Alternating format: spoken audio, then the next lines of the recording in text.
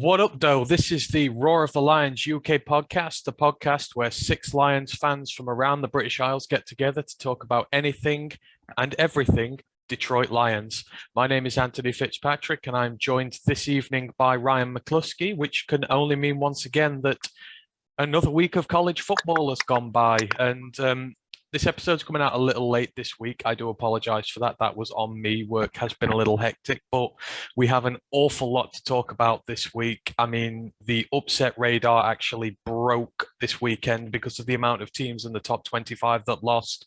Ryan, just how did you find this weekend just gone? A lot of results that we didn't see coming this week. No, this weekend for me was actually very disappointing. I was very disappointed in some teams. I expected a lot more from some sides. And like I say, I thought some teams would solidify their place in the top 25, but all they did was prove that they just weren't worthy of a place there in the first place. And there's teams here, like I say, that we're gonna crap on some teams tonight. Some teams have had it coming. They've rolled their luck a little bit, but that luck has run out for some teams, unfortunately. Yes, I know what you mean. There were a few disappointments. I just mentioned there that the upset radar was off the charts, but the one upset that didn't happen was the one that we both endorsed.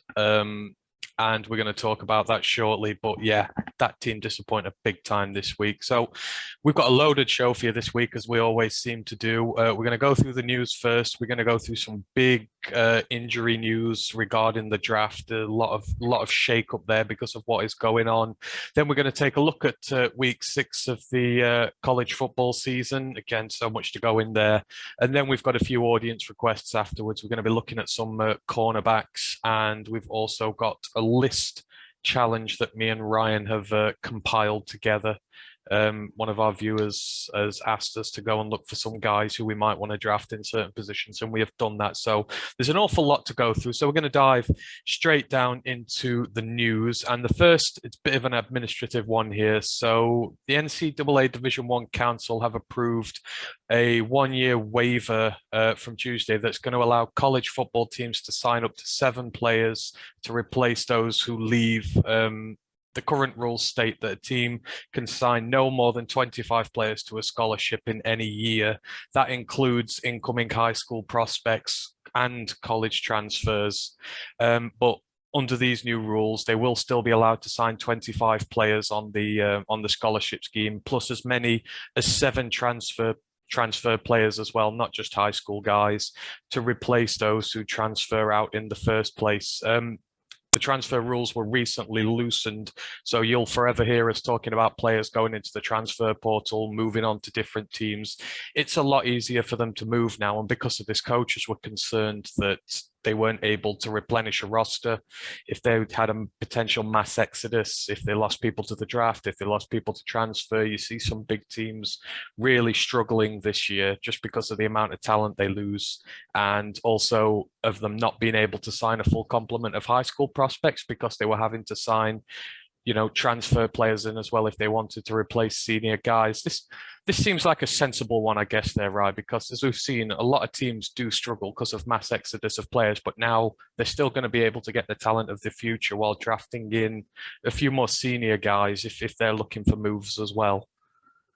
Yeah, this makes a lot of sense. Like, say, if anyone doesn't know, before last year and the COVID pandemic, if you were an undergraduate, if you'd not graduated yet and you wanted to enter the transfer portal, if you were going from FBS to an FBS side, you had to sit out a year, or you had to apply for like immediate eligibility, which they don't just hand out. But they changed it to say that people were losing a year, couldn't play, that you could have this punishment-free transfer. So last year, teams were losing 4, 5, 6, 7 players because they could transfer to other sides, maybe if their last year of eligibility, without having to sit out. Like say, that created some teams had mass walkouts. Teams were losing players left, right, and centre, and that means they're having bare bones this year. Some players, like say Traylon Burks, they didn't take advantage of it. Should have left Arkansas, had a 1 year, like say, where he could have been in like a proper pure offense. But some teams, players, like say, they incorporated 5, 6 new people on an offense. So like say, this makes perfect sense. It's only fair to allow teams to just replace a few guys they lost. Like say, because if they're going to keep this rule in, like say, I don't think it will. I think next year onwards, it'll go back to the you sit a year, because it creates mass hysteria in the transfer portal. Like you say, you get players transferring mid-season, which interrupts teams. Like say, it's not always fair on them if they lose a big name mid-season. You don't want to see it happen, and it shouldn't be happening so frequently. But for right now, you need to offset that. You need to level the playing field a little bit to help teams recruit. So, like say, while there's a leveling out period and things are calming down, it makes total sense to have this helping squads just fill their rosters and get their boots again. Because some teams, like say, seasons were derailed this year because they lost a number of key starters to more high-profile sides who wanted film for the upcoming draft. So, like I say, we'll see how things pan out in the next 18 months if the transfer portal quietens down or not. Exactly. There's been so much movement on there, and I think people have seen like the success of guys like one of your favorites, Tanner Mordecai. He transferred out. He's rejuvenated his career, and people have gone, "Oh, hang on, let's all do this. Let's get the game tape there." And it's caused a bit of a ruckus, but like you say, hopefully it's going to ease out now. But it's nice to see a sensible piece of legislation being passed, unlike the taunting rule that just came through in the NFL, which is just a rule for the sake of a rule and is ridiculous. But moving on. Going to go through the power rankings this week. They have taken a massive turn. I don't think anyone saw this coming. So if you don't know, in past weekend, 9 teams in the Associated Press top 25 lost, including 4 in the top 10. Now, for me, I think that's the largest number that must have happened in some time, because I certainly don't remember that many teams losing, especially sort of 5-6 weeks in the year when a lot of teams are set in there. There's only 17 undefeated teams remaining as well, 4 of which belong in the Big Ten in Michigan's divisions. We're going to talk about a few of those. But in terms of this, right, there's a few things I want to touch on. Number 1 and 2, Alabama and Georgia. I think it's safe to say, even at this early stage of the year, ain't no one moving either of those from those 2 spots, are they? No, those 2 will be battling off 1 and 2 all year. Like say, Alabama out of pure consistency, but Georgia have shown that they've had to play JT Daniels, Stetson Bennett III, and Will Beck. All 3 quarterbacks have played this year, and they still look just as good. That shows you how offense is running. It ticks seamlessly. It doesn't matter who steps in under center. All 3 have taken snaps, including Beck, who's a freshman. They haven't played much, but he's trusted. They have that where they can just rotate quarterbacks in seamlessly. These 2, like say, these 2 are on a collision course for a national championship, and it could be one of the best games of the last maybe 5-10 years, because these 2 right now are riding the crest of a wave. Bryce Young is just swatting guys away. It's still his Heisman to lose as long as Alabama keep winning. He's a phenomenal young man. He plays with the prowess, like say someone that's 5-10 years older. These 2 squads are just going to send even more players to draft this year and probably reload, because that's just how they do it. They are like on their own pillar, and everyone else is just peasants scrapping below them.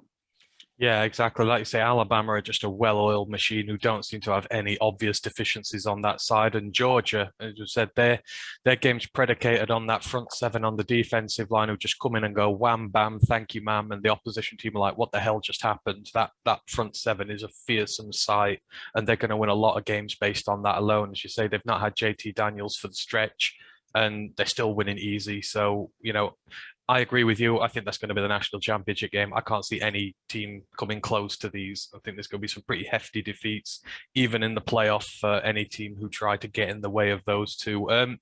Rounding out the top 10, Iowa have moved up to 3rd. They came up from 5th, representing the Big Ten up there, as well as Penn State, who are 4th. Cincinnati, 5th. Oklahoma and Ohio State are 6th and 7th, and rounding out the top 10, you've got Oregon, Michigan, the Wolverines, and you've got BYU, who have made an appearance in the top 10. I can't remember the last time they were ever there. I can't certainly think of one.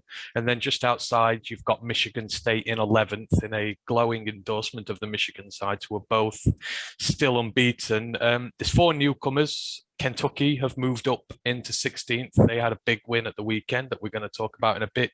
Texas, the Longhorns, Ryan's own Arizona State Sun Devils are back in. They're at 21 and 22nd, respectively. And then San Diego State have managed to sneak into the top 25. They're one of the few unbeaten teams left there as well. And is there Any other comments sort of there? Notre Dame, they've slipped down to 14th. Arkansas slipped down to 13th. They both had bad losses this weekend. It's just changed so much. There's a lot of teams that after this long, you wouldn't expect to be in that top 25, would you? There's not. Anyone that knows me knows I'm a Wake Forest fan. They're now sitting pretty in the top 25. People are finally waking up. The only undefeated, like say, one of the last remaining undefeated teams in the nation. They've played their easy games now. I know their schedule's about to get a lot harder, but they have real ACC title credentials. There's some games that are going to defy it, but they can afford a loss or two and still make that championship game. They've been so clinical to this point, and it's great to see them up there, like flying the flag for the ACC, which has been an utter crapshoot this year. What a disappointing division. Yeah, especially for the amount of teams in there, it is disappointing to see that there hasn't been more teams standing out of that. But it makes for an awful lot of fun. And say there's some teams up there. Coastal Carolina have sneakily gone up to 15th, who are in there. SMU are up there, or they've dropped a little bit, but they're still there. North Carolina State, they're still there. A lot of teams who, have done really well and have really surprised us. So it is really good to see. One name you won't see mentioned there, though, just before while we finish this, is Clemson. For the first time since 2014, they have dropped out of the AP Top 25 despite a win over the weekend, but it was a thoroughly unconvincing victory, which is the reason why they've slipped out. So, we'll see how they recover from that and whether they can get anything going in this season because they've been very slow so far. But moving on, now usually we will take a look at the upcoming week's fixtures at the end, and we will do this week, but there is one particular game that is so huge this coming weekend that it has defied the ability to go in that section, and it's made it onto the main batch of news here itself. This has been labeled by CBS and a lot of others as the bottom 25 game of the century, of the week, of the millennium, of the lot, and that's going to occur this weekend. Two of the worst teams going, who haven't won forever. And this is the University of Massachusetts taking on the University of Connecticut, or UMass and UConn, as they are more commonly known. The last time UConn won a football game, it was against the University of Massachusetts on the 26th of October, 2019, nearly 2 years ago. This season, they've lost against Holy Cross, who play in the FCS, and they were blown out by Army, who were a service team, who by all and large shouldn't really be beating FBS teams like that. And then in UMass's case, it's even worse. Their suffering has been immense. Their last win came on September 28th, 2019. So that's over 2 years ago now, when they played against Akron. They've only put up 10 points in their last two games. And this is just truly a battle of two heavyweights at the wrong end of the fixture spectrum, and it's a fixture that is that bad that you actually look forward to watching it, and I'm going to do so. Ryan, this is a dumpster fire, isn't it? It does. It, like you say, it's bad. Like you say, two teams 0-5. Like you say, squaring it off. Like you say, they're purely playing for like pride at this point in the season. Like I say, whoever gets this win is going to feel great about themselves. Whoever takes the loss, is going to be absolutely mortified. Like say 1 point team, like say UMass has struggled to score any points this year. I can't see any way that they win that game. Even as bad as the two teams are, I will put a large amount of money on UConn somehow, getting over the line, because I think they can just offer a little bit more. But like I say, there's no confidence. It could be an absolute shootout. It could be a 7-6, and I think that's kind of what makes it fun. Like, it's not funny for the head coaches, because like I say, this is the game that will get someone fired. Like I say, right now, like I say, they're already on an interim head coach, UConn. If UMass lose and they've got the head coach, he's gone. The staff will be cleared out.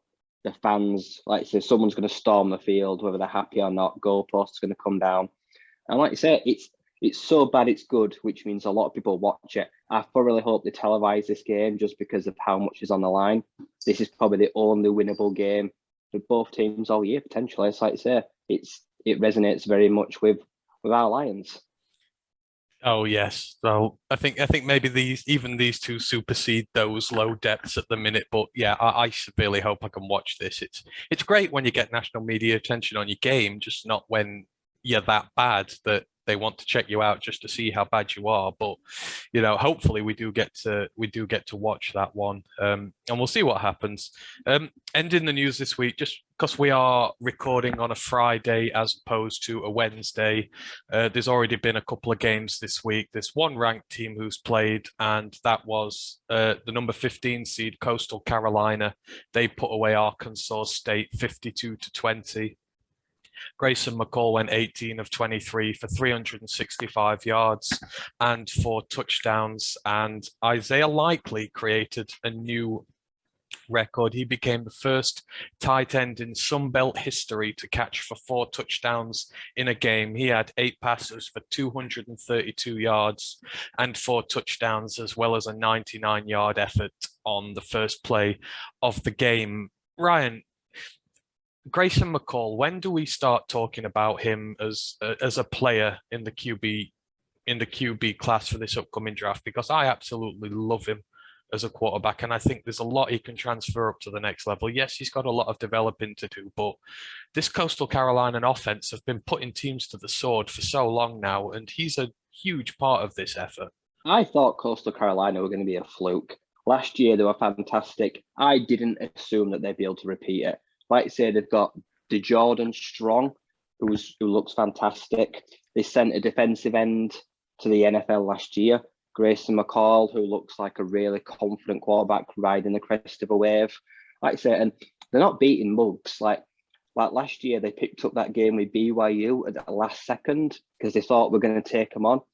And both teams put on a show. Like that fixture wasn't even arranged last year. They just decided we're going to go hell for leather. We're going to put the unbeaten streak on.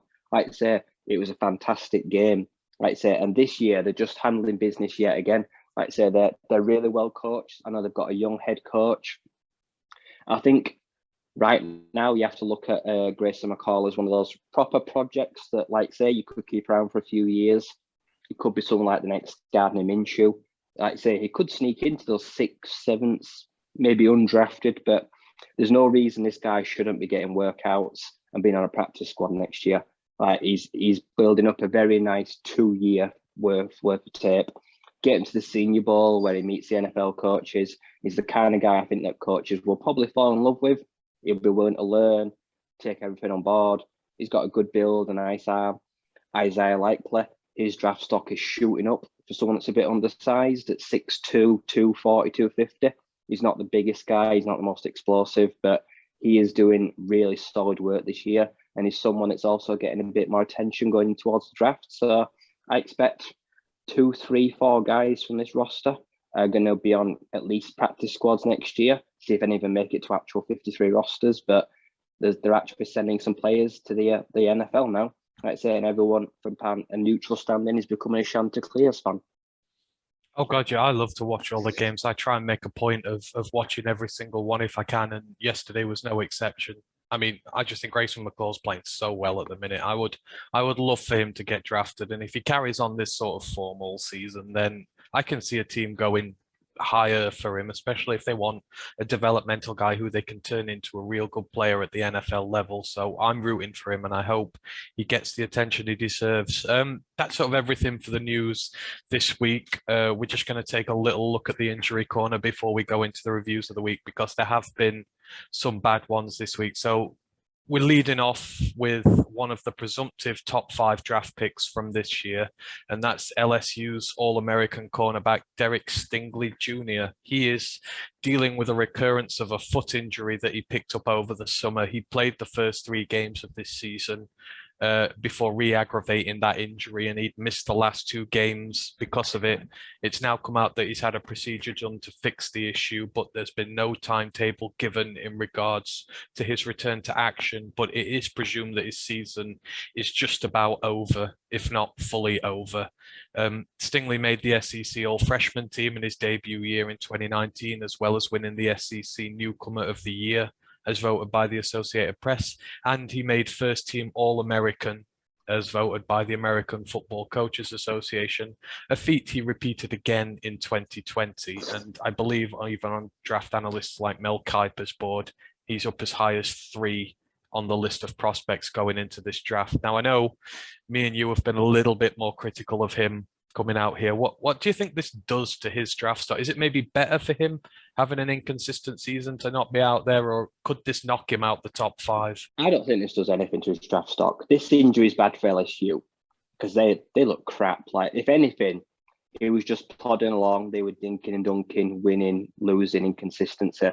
He's decided to end his season prematurely to think of the draft. Like I say, if he'd have waited all year and had the procedure end at season, this could have affected his combine. He could have made it worse. He's taken the decision to just say, do you know what, guys, LSU, I'm done with you. I'm thinking about the pros. I've got to look after my body. I'm going to sort my foot now, which I don't blame him. He didn't need to play this year. Like, he's got that freshman, that sophomore star tape. If anything, I thought he's looked worse each year. Like I say, I think I'm not sold on him. I think he could be a bit flimsy at the next level. He ain't got the best frame. He's a bit scrawny. Like I say, I get he's a good coverage guy, and obviously I think he's still going to go top 5. But for him, he's made a business decision.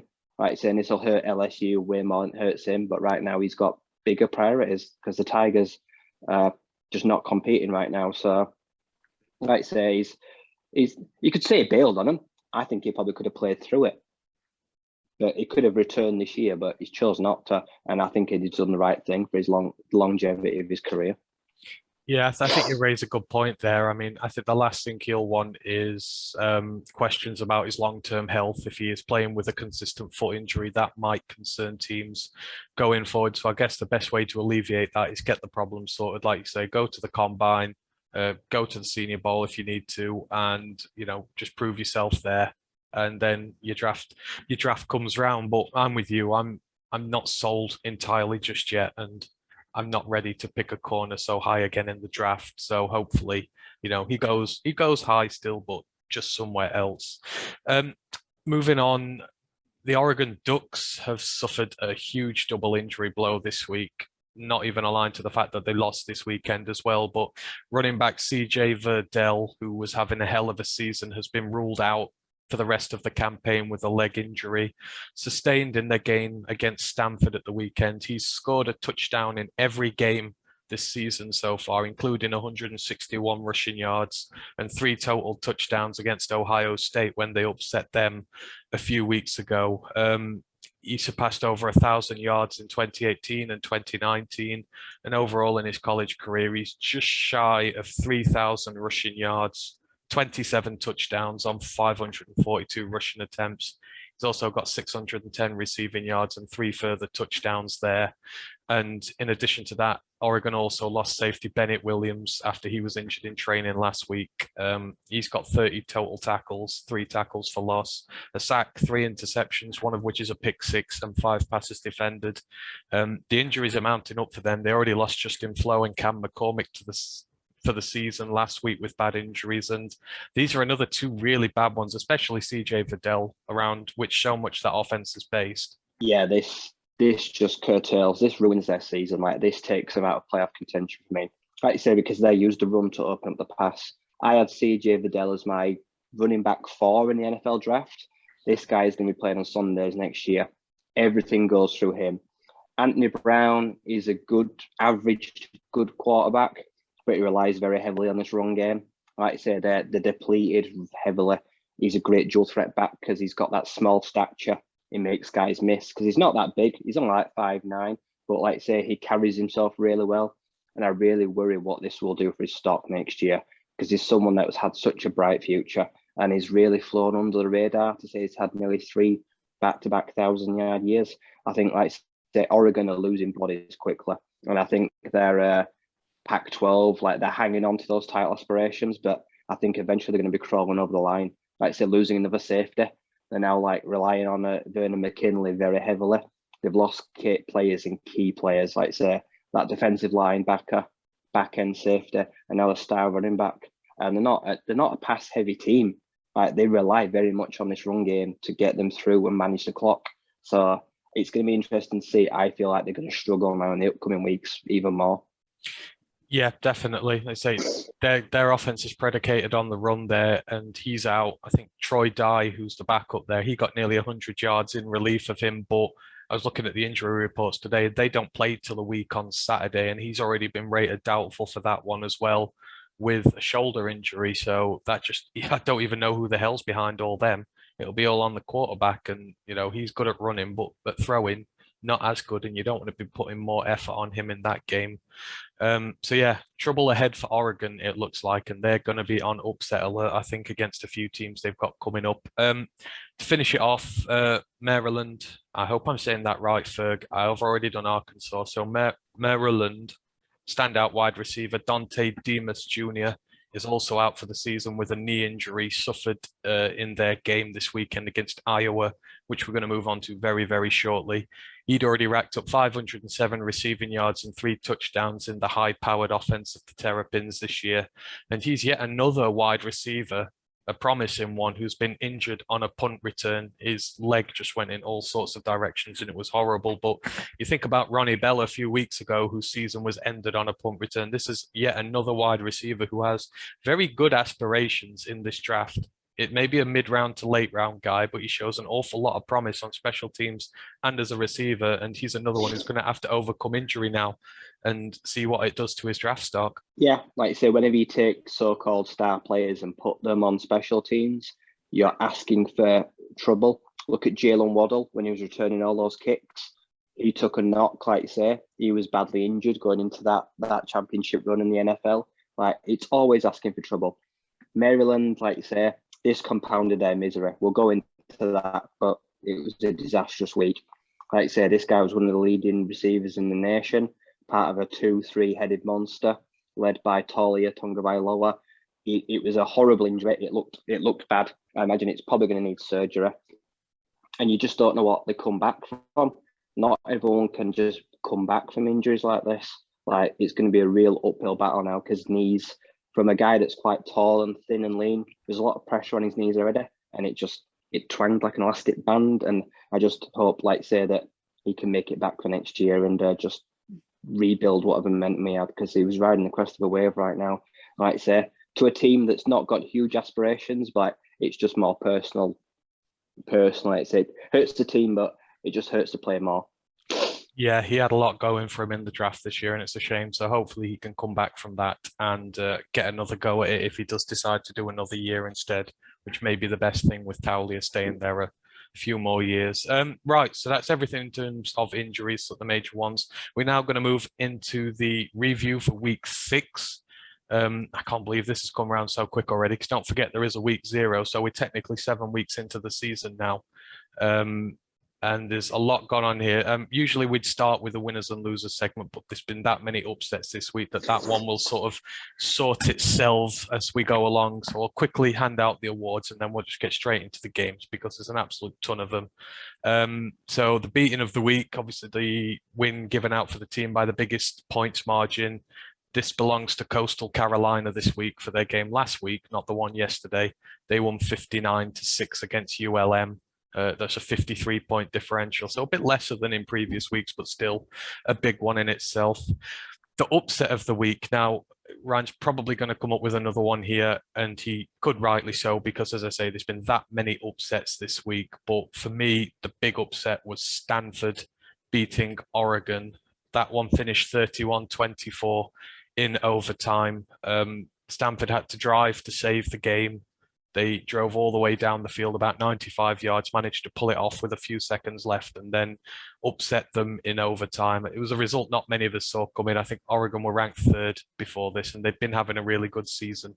But Stanford are slowly just putting together something there. So I was really impressed with them. And I did put an honorable mention down to Navy as well. Another one of the service teams. They upset UCF 34-30, which was completely incomprehensible. If there was one result I didn't see coming, that was it completely. And then the statement win of the week for me, Alabama. They played Ole Miss and they beat them 42-21 after Lane Kiffin, the Ole Miss head coach, came out and said, grab your popcorn.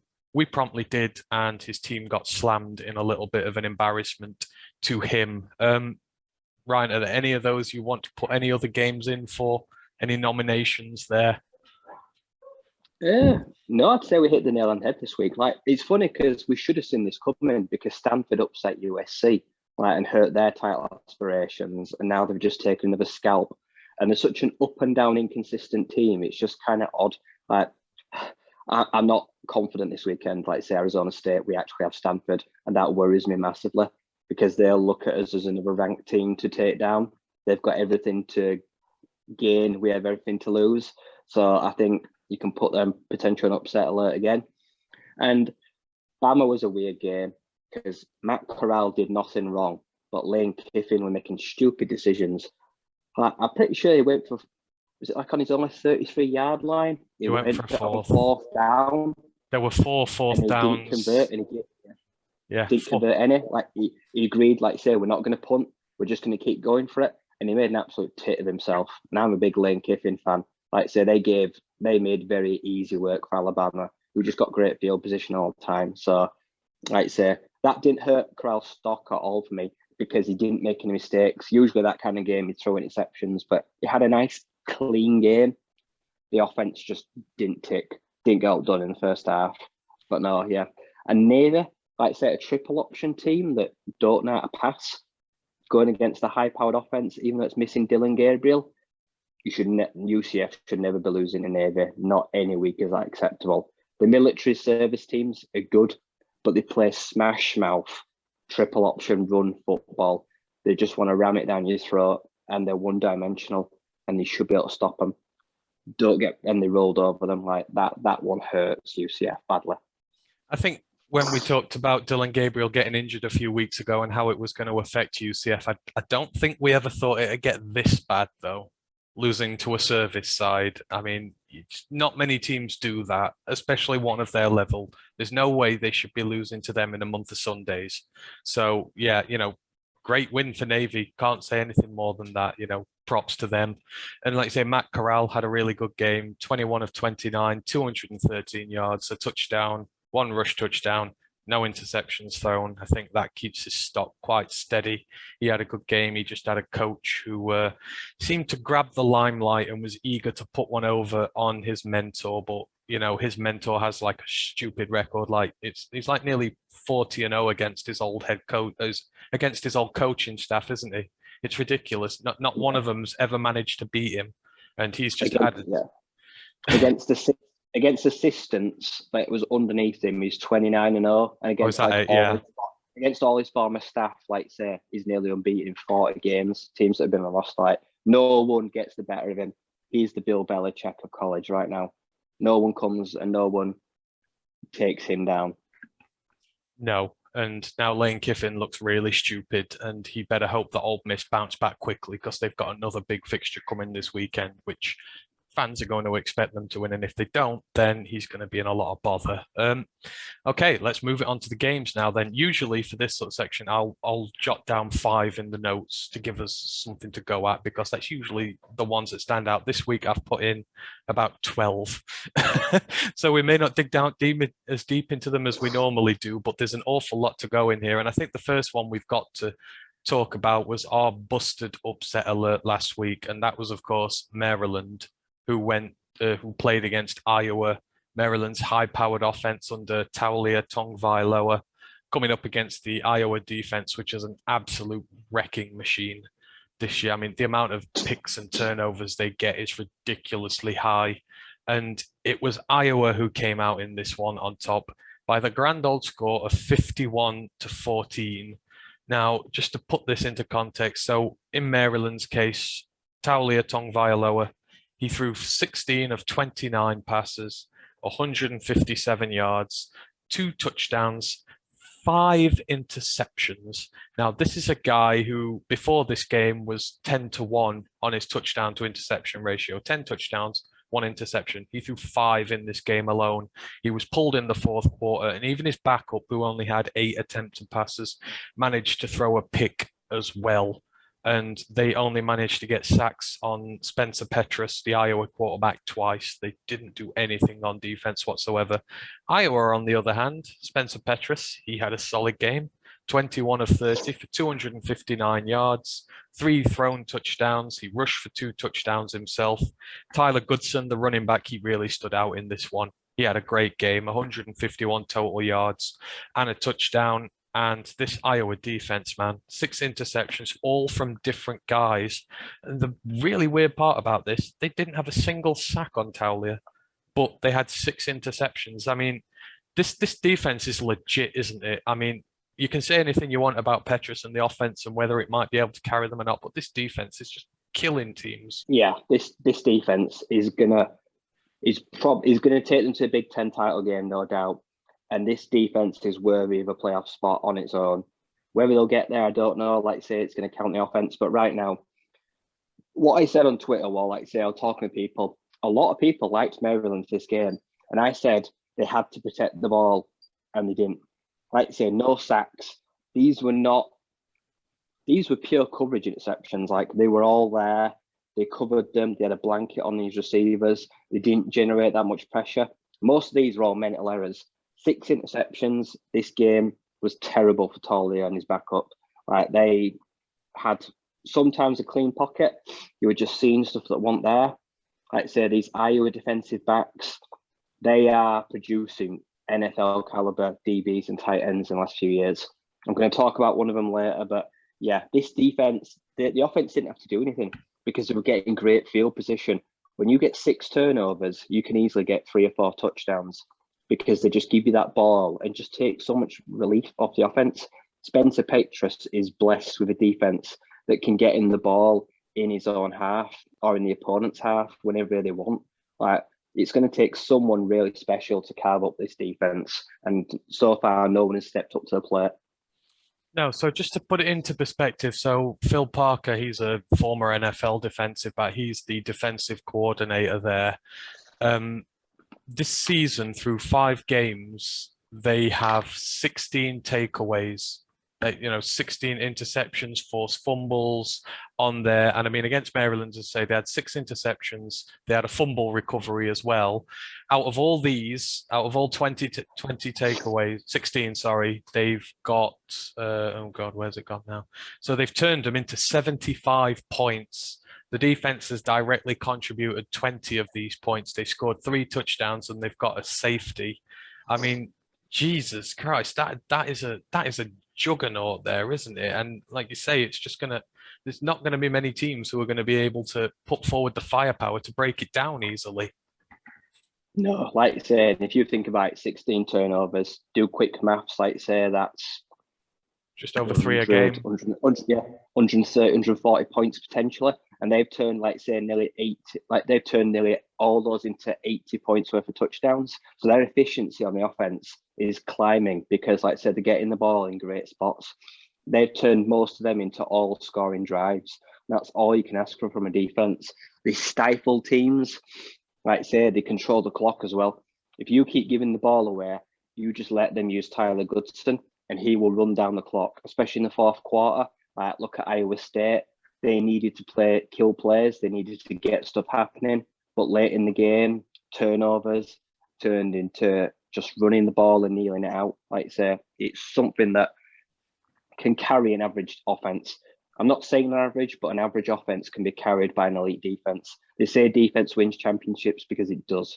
Because turnovers, like I say, whoever that defensive coach, if he's carrying on like these concepts, you can expect to see him being a head coach somewhere in college very quickly, or one day be, like say, a defensive backs coach, secondary coach, assistant D, could very well be in the NFL soon, like say, and there's got a lot of these players are going to be in the NFL soon.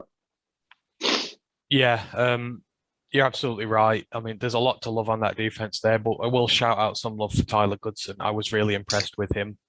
He had some big plays in there. Even in the passing game, I think he got nearly 60 yards as well. There was one where he was just in the middle of nowhere and he managed to make 2 defenders miss, took a big chunk out.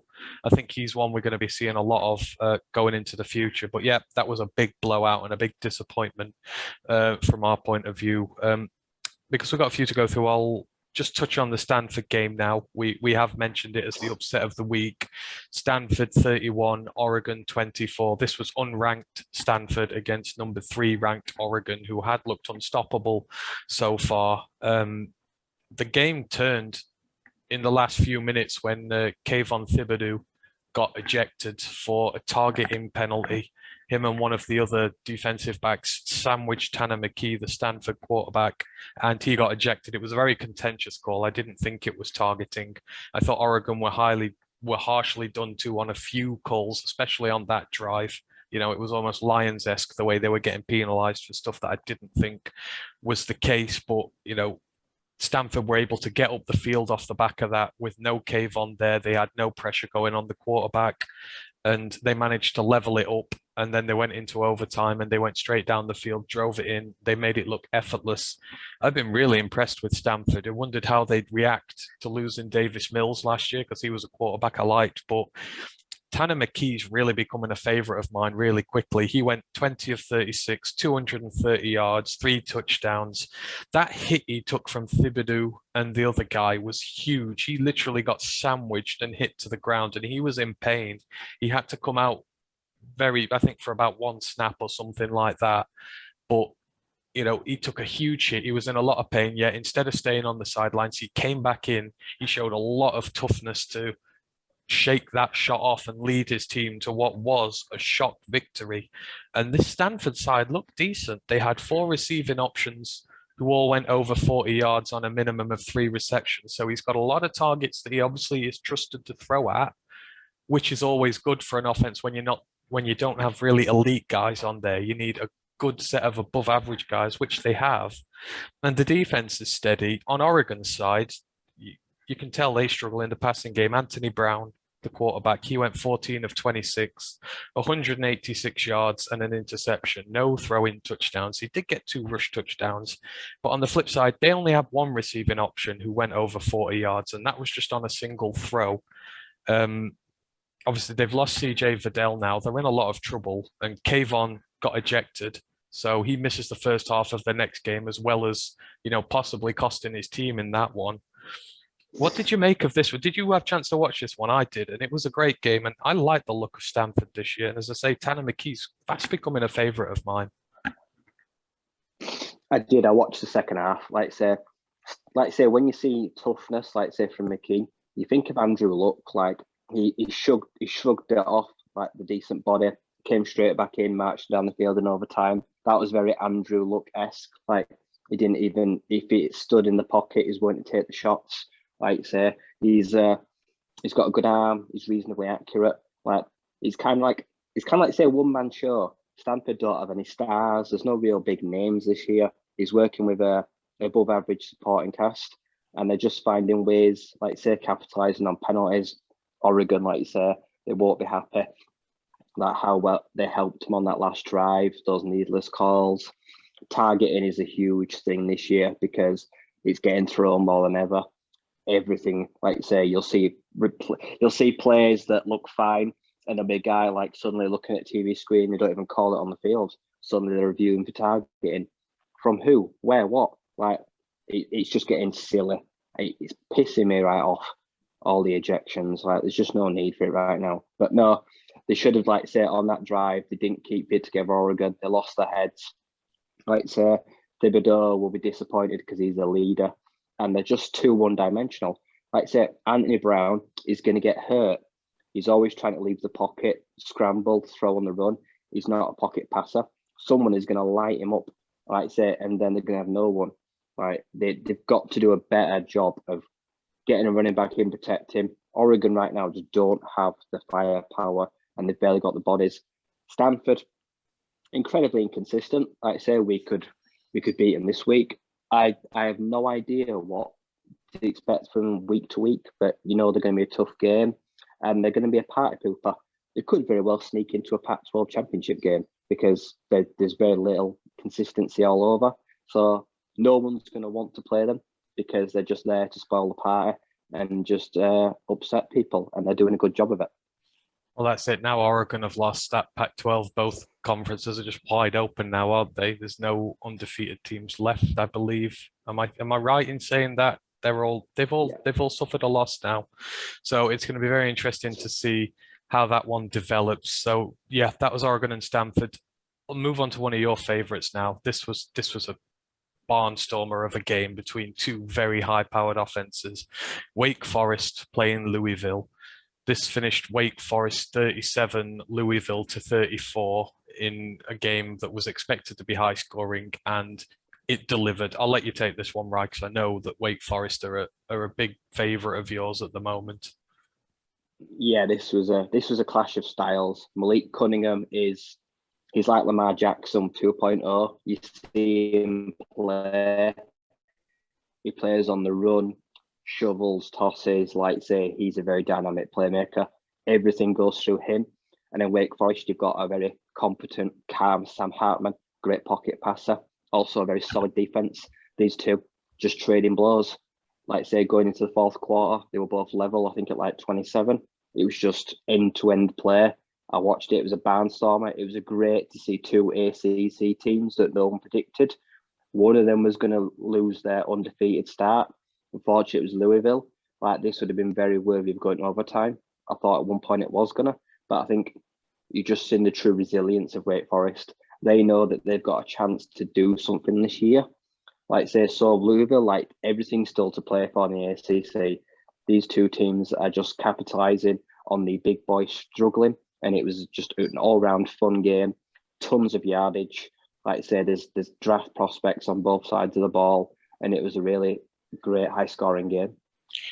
Yeah, I think you mentioned there that the two quarterbacks had themselves a day here. I mean, Malik Cunningham, he was on the losing side, but goes 19 for 26, 309 yards, two passing touchdowns, and then rushes 14 times for 46 yards and two rushing touchdowns. So, he had himself a handful there. And then Sam Hartman, he went 23 of 40, 324 yards, two touchdowns, did throw one interception just to slightly block the copybook, but he rushed 10 times for 35 yards and a touchdown as well. These are two very promising young quarterbacks, and, we don't know maybe where their ceiling is at the minute, but they're certainly going up every passing week. And, Wake Forest, do you think what's their ceiling this year? I mean, like I say, do you reckon they can sneak into a good ball game, get a victory there? Because, this offense is really, I guess it's the defense you have to worry about, because it does give up a lot of points,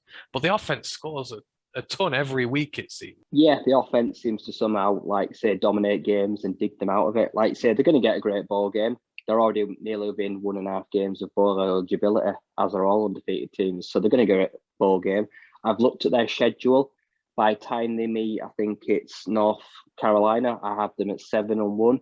They've got an awful run of North Carolina, Clemson, and Boston College.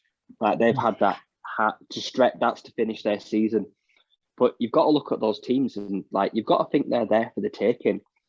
This is a real chance at like a 10-2 year and an ACC title game. I think 10-2 they sneak in. I think they're going to be someone that will be targeting double-digit wins. I think right now, I think they could beat Clemson right now. After what I've seen like in the last 2 weeks, I don't rate them. But like I say, they've got a tough game coming up. I think next is Syracuse, who are always pretty handy. Like I say, they've got the hardest run of the schedule in front of them now, but they've got tons of momentum. I think, like I say, if they can just get to like that game 8 or 9 and still be unbeaten, like the world is their oyster. Louisville, for me, are too inconsistent. Like I say, they score quickly, like I say, but then they give too much time on the clock. You can't always rely on Malik Cunningham to score heavily. Like I say, he's not the most gifted passer. And sometimes, like I say, they can ask for trouble, like I say, when he's scrambling in the pocket. He don't protect himself very well. As a lot of running quarterbacks, he does take a few hits. But no, I think these two teams, like I say, have got a real chance at maybe 9-10 wins comfortably. Like I say, they could well be meeting each other again later on in the year. So I think at least one of them has got a chance to stake a claim in a title game. Absolutely, I'd fully agree there. I think just in Louisville's case, it's just a case of that defense gives up too many points, and even Malik Cunningham and co can't compensate for that, which is a real shame. But this was a barnstormer of a game. I watched it. I loved every second of it. looking forward to seeing them some more down the line. I've always got time for those two teams at the minute. So we've given out a lot of praise there. So we're going to go on to a game now where I'm going to give out a lot of praise for one team, and I think you're going to absolutely slam dunk on the other. And this was the number 7 ranked Cincinnati Bearcats taking on the number 9 ranked Notre Dame Fighting Irish, who, as Old Dominion Jack said last week, we didn't say much nice about him. I apologize about that, but unfortunately, that ain't going to change this week. A lot of questions about Desmond Ridder. Is he able to take that? Able to get that signature win, go on to the next level, show himself out from some of the other guys. And I'm very pleased to say, as someone who has backed him and is right back on the train again, that they came through in this. Cincinnati ended up winning 24-13 in what was a funny game. Cincinnati, it was really slow starting. Neither team could get much going on offense. But then in the second quarter, Cincinnati came alive. They put 17 up on the board. Notre Dame put nothing up there. And even in the second half, Cincinnati should have won this a lot more comfortably. That's the one thing I'm going to say to the negativity in regards to them. They should have won by a lot more. They gave Notre Dame a chance, but in the end, they came through and did more than enough to win here. So Desmond Ridder, he had a good game. He went 19 of 32, 297 yards, 2 passing touchdowns, no interceptions, which is great considering he was lining up against Kyle Hamilton and that Irish secondary, which have picked off a lot of guys this year. He also rushed for 26 yards and a rushing touchdown. And Alex Pierce, his wide receiver, had himself a day, 6 receptions for 144 yards. Notre Dame, they're suffering, 1 because of inconsistent quarterback play, and 2 because of a really bad offensive line. And just they used all 3 quarterbacks this weekend. That's how bad the situation got. Jack Cohn, who was the starter, who inexplicably starts over Drew Pine. I don't know why. He went 14 of 22, 114 yards and 1 interception before he was pulled. Drew Pine, his replacement, only went 9 of 22, which isn't a very good completion rate, but he got 143 yards and a touchdown. And then Tyler Buckner, the third guy there, he got 2 passing attempts, didn't complete either of them, and threw for an interception. And it was very messy indeed. Go on, Ryan. I'm going to let you go off on Notre Dame here. They were frauds. We thought they were frauds, and the frauds finally got discovered. Oh, I'm delighted. Like I say, I can stop hearing people talking about Notre Dame. I said, like you say, they were the most unbelievable undefeated team. Like you say, scraped by Toledo, got past Florida State, games they should have lost. And finally, like you say, life comes at you quickly, don't it? Like you say, got an offensive line like Swiss cheese, 3 quarterbacks, can't tell them apart. Like say, sometimes look under center and you think, who's that? Don't matter, all looked crap. Right. And like say, Cincinnati should have put this game to bed. 17-0 up, like say, at the half. They had a great second quarter. And then they just took the foot off in the gas in the second half, and they gave them a chance to come back, which was the most disappointing thing for me. They should have at least scored 30 plus points, like say. So they won't be happy with that. But fine, like say, Notre Dame have been exposed. I don't know who starts at quarterback next week. Jack Cohen has proved, even though he's a well-travelled, highly thought of like incomer, he's not the guy. Like he ain't the guy to take him forward. Like he'll be lucky to keep his job going into this weekend. I think he won't start. And once again, the defense this week just couldn't bail them out. It's bailed them out before and on special teams, like last week, the 2 pick sixes, which got them over the line. Like that didn't happen this week. And all their flaws and all their chickens just came home to roost, and we saw the real Notre Dame. We did. They didn't look good. They got beaten away by a good Cincinnati side. And I would just like to say, after a little bit of doubt about Desmond Ridder, which I should not have fallen into the trap of believing all the negative people about him. I'm right back on there. He had a really good game. Yes, there are little bits he can work on, but he went up against that Irish secondary. He didn't make any mistakes of note. Very consistent in the way he played. He rushes well. And, hopefully they can end up having a really good season. Then they're not going to be in much, I think, as much as I hate to say it, I don't think they're going to be much in the playoffs if they get there, simply because of the strength of the top two. But I think we can class this as a really good season for them, and I think Ridder's going to go high in the draft. And he's still on my radar if we were to go and pick one as a developmental guy. But we're going to see. Again, it was another weird game, but it was a good one, and another that I guess technically has to come under the upset category because I still think Notre Dame were favored to win. Yeah, so many games this week.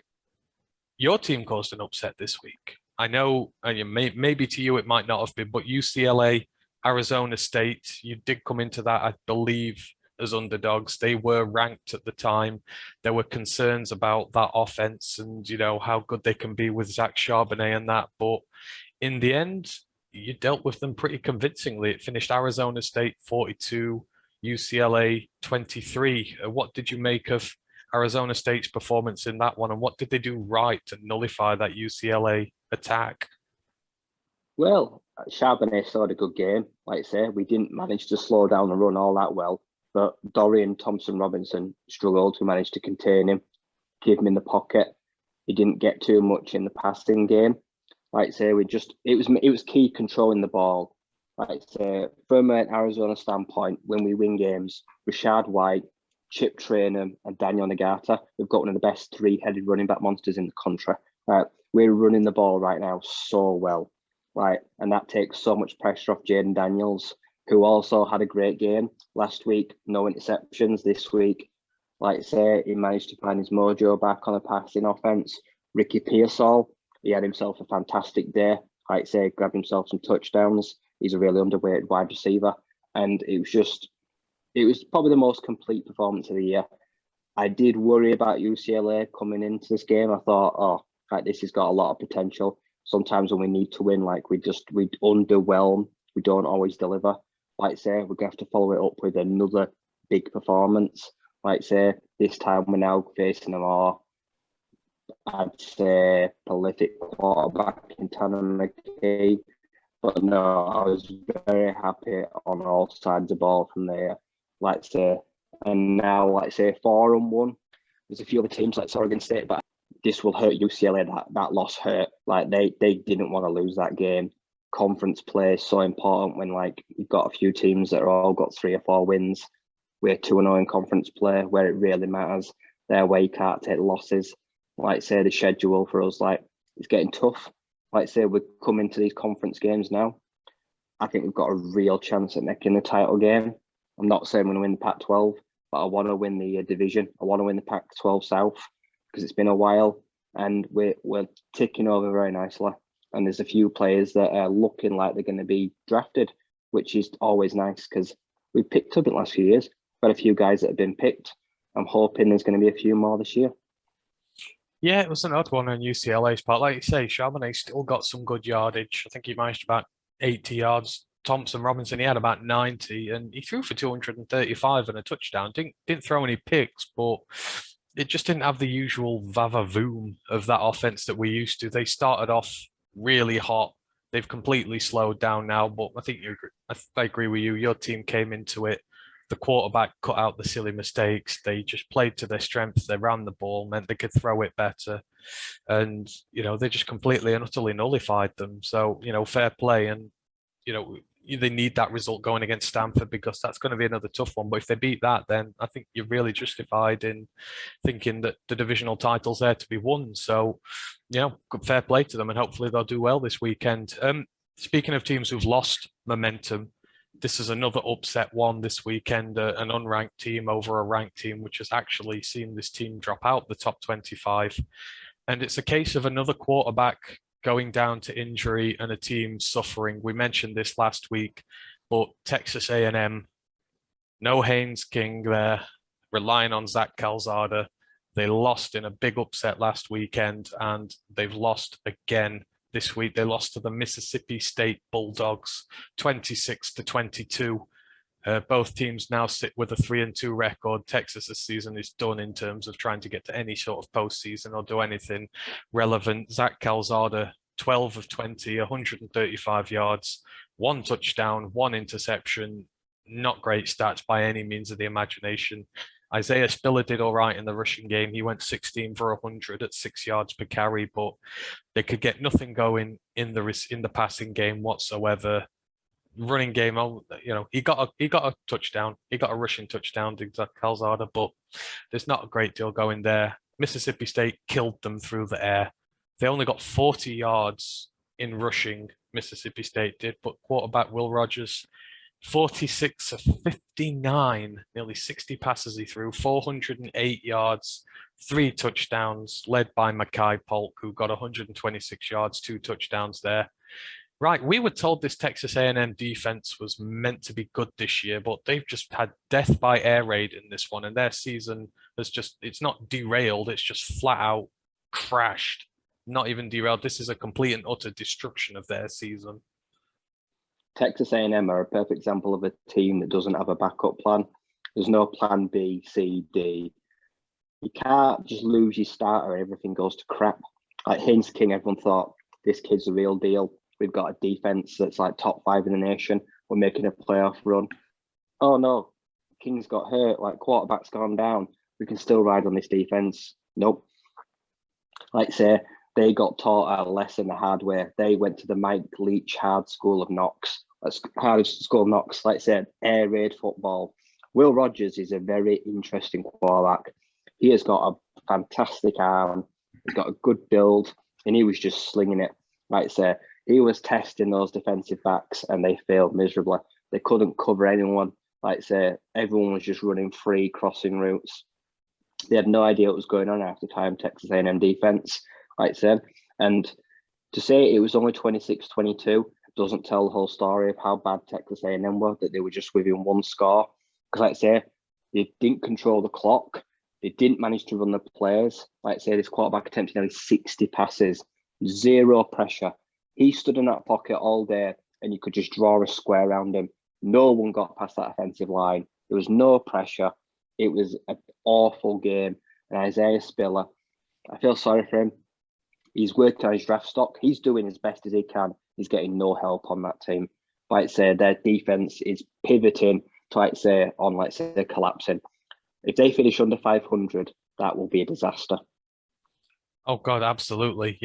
We were hyping them up as maybe one of the best teams in the country to start this season off, and now they're just fading without trace. They're not in the Power 25 anymore. They're losing games, like you say, no plan B, and it's really concerning. And again, they're another team who we're going to have to look who they're playing and see, is there an upset on here? Because they very well could be the way they're playing. Speaking of maybe one team who upset who maybe didn't deserve it, I don't know. We talked to one now who you read the stats from this game and you think, how the hell did they manage to win it? This was yet another upset. This is a team who's now in the Power 25, and that's Kentucky. Kentucky took down the Florida Gators 20-13. But just listen to this and think if this is a team who wins. Their quarterback, Will Levis, he threw 7 of 17, 87 yards, 1 touchdown, 1 interception. In the rushing game, Chris Rodriguez went 19 for 99 and 1 touchdown. They only tallied up 223 total yards of offense. Their defense got 1 interception, didn't sack Emory Jones once for in Florida's team. Didn't sack him once. On the other hand, Florida, Emory Jones had a decent day, 23 of 31, 203 yards, a touchdown, an interception. He got another 63 yards on the ground on 13 rushes. The Florida defense, 2 sacks, 1 interception. But how the hell did Kentucky win a game, especially against those with that stat line, with those offensive stats? I watched it. It was bizarre. I think I read somewhere this was Kentucky's first win in Florida in the state, since the late 1980s. This one was not seen by anyone. Like I say, Will Levis, he's a good. People are looking at him as a decent quarterback. He didn't show it today. Like I say, Chris Rodriguez is a good running back, but like I say, his yards per carry was very low. That offensive line really struggled. Like Florida, we're going to talk about some of the defensive prospects. They've got a great defensive line. This was just an ugly, ugly game. And like I say, when it came down to it, they both struggled in the red zone massively. Like I say, all these yards were between the 20s. Like I say, everything was working nicely across midfield. But when it came down to it, like I say, it came down to field goals, kicking. Like teams just could not convert in the red zone. It was just really ugly. Like say, ball security wasn't great. Like this is the kind of game Kentucky wanted it to be that way. They wanted it to be ugly and not attractive. Keep it tight, keep it scruffy, and that's how they ended up getting the win, which is a really big win. Like that really hurt Florida. Like I say, if you look at those stats on any given Sunday, you should be winning that game 10 times out of 10. Like I say, I imagine their head coach had he must have been yelling after that game. Couldn't believe they lost. No, and I don't know what Kentucky did, but they managed to hold that running offense, which even turned Alabama over. They had great success even against one of the best defenses in the country, and yet they somehow couldn't get it going in this one. It's a mystery, but well done to Kentucky. They're in the top 25 now. Remains to be seen how much higher they can go, but fair play to them for getting there. We've already been through quite a few games, but there's still even more on here. I guess we talk about Oklahoma briefly. They won again this weekend, but again, struggling to put teams away. 37-31 victors over Kansas State, who had been having a really good season up to this point. Spencer Rattler, decent day for him. He went 22 of 25, 243 yards, 2 touchdowns. He's thrown another interception, though. That's his 4th of the season, and it was an ugly underthrown pass. He's thrown for 1,260 yards. He's 10-4 on the season. They're doing well, but you can't help but feel that he's there's something in there that he's not showing. That there are some worrying passes out there, and Oklahoma themselves, as soon as I know, they're quite high in the rankings now, but this is an easy slate for them on paper, and they're struggling to put a lot of teams away. Yeah, Oklahoma, they're another Notre Dame. They just don't look comfortable in any game this year. Like I say, they've conceded way too many points. That defense is getting torched week in, week out. Rattler's just doing enough, but he's making boneheaded mistakes. And like I said, they're unbeaten, but their form's not great. And they're going into a monster game. They're going into their biggest game of the season. They're going to lose. I have them final. They're going to lose this week. I will put good money on it. Like they're on upset alert. We'll talk about that. But no, they just don't fill you with any confidence. Rattler doesn't fill me with confidence leading that offense, even though they're scoring heavily. Like I say, he's throwing the odd interception. Like he looks careless. Like I say, he doesn't always look like he's fired up. I'm just not keen on the kid. I don't really like Oklahoma. Like I just want someone to knock that smug grin off their face. And I think that day has come. I think we said before the season, obviously the first opponent on paper who looked like it was going to cause many trouble is Iowa State in week 10.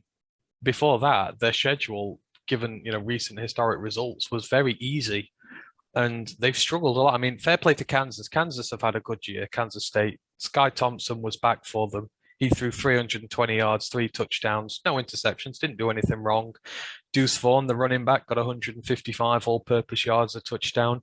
Malik Knowles, the wide receiver, he pulled off a lovely kick return because Kansas were quite far down in the 4th quarter, but they brought it back to a respectable game. And for the second week in a row, he returned a kick nearly 90 yards, I think it was in this case, but it should never have happened. I don't know how the Oklahoma defense let him through to get there because it looked like he was going through such a short gap. But yeah, there's just something that don't feel right with Oklahoma this year.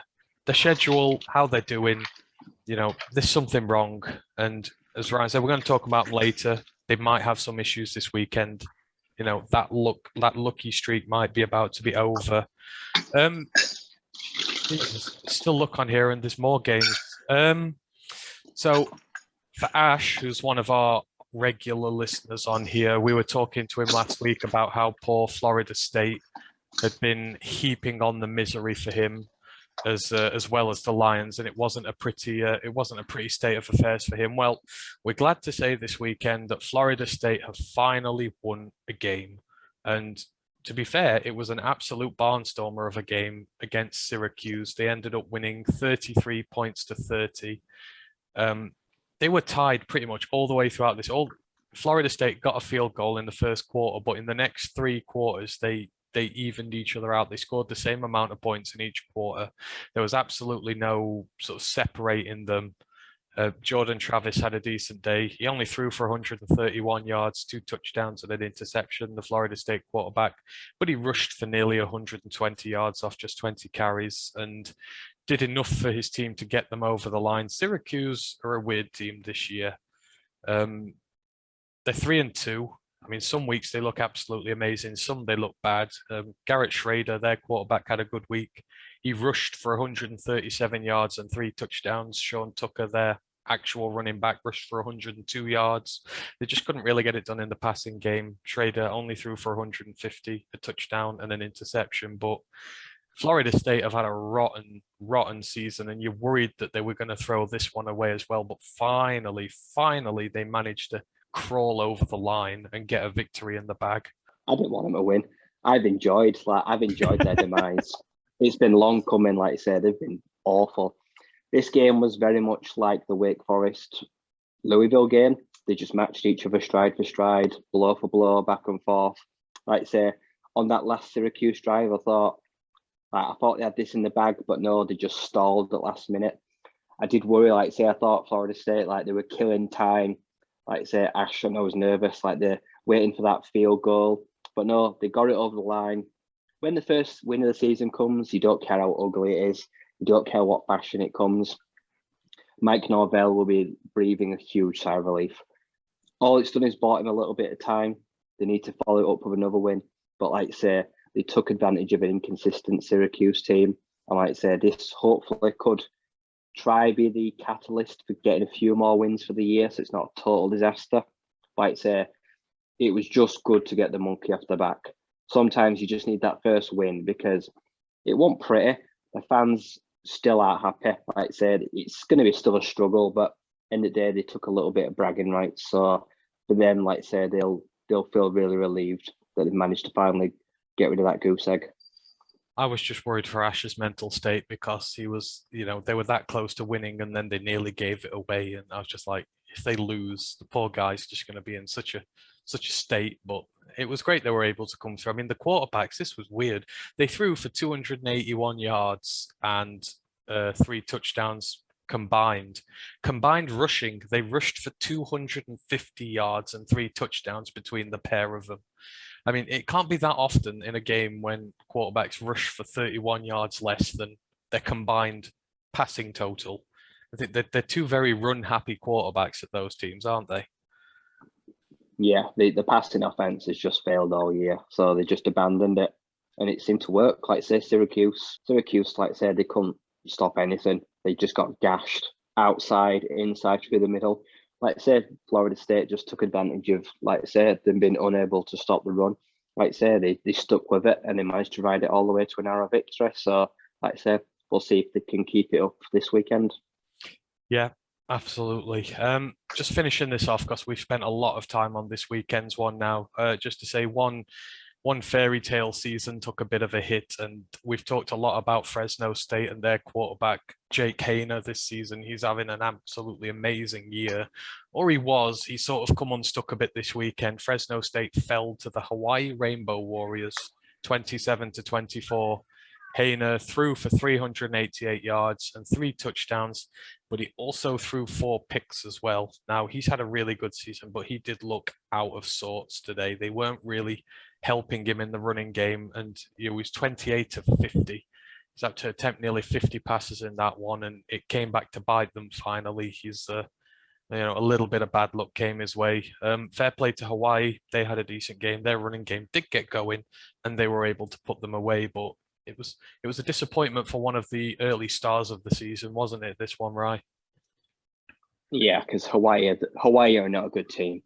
Hawaii, like I say, they struggle a lot of years. Like I say, they're never the best. And like I say, they just asked too much of him. Eventually, there was going to become a game where they asked Jake Haener to put another game on his shoulders and like I say, put a lot of pressure on him. No run game, like to abandon too quickly. Like I say, he still put very respectable numbers, but like I say, he was forcing too many passes. He threw passes into windows that just weren't there, and the defensive backs, like I say, just said thank you very much nicely. Took the field advantage. Like I say, managed to punch away a win. It doesn't hurt his year. It hurts Fresno State. Like I say, that one loss, like I say, can really hurt their Mountain West Conference title championships. But no, like I say, I think they'll bounce back from that pretty quickly. He's full of confidence and he's going to keep being a gunslinger. Yeah, it was such a weird one. They were up 24-10 in the last quarter, and Hawaii put up 17 unanswered points on him. You think you're that far in front, your quarterback shouldn't be throwing 50 times when you're so far in front in a game. No, but he should be running. Shouldn't be passing the ball at all.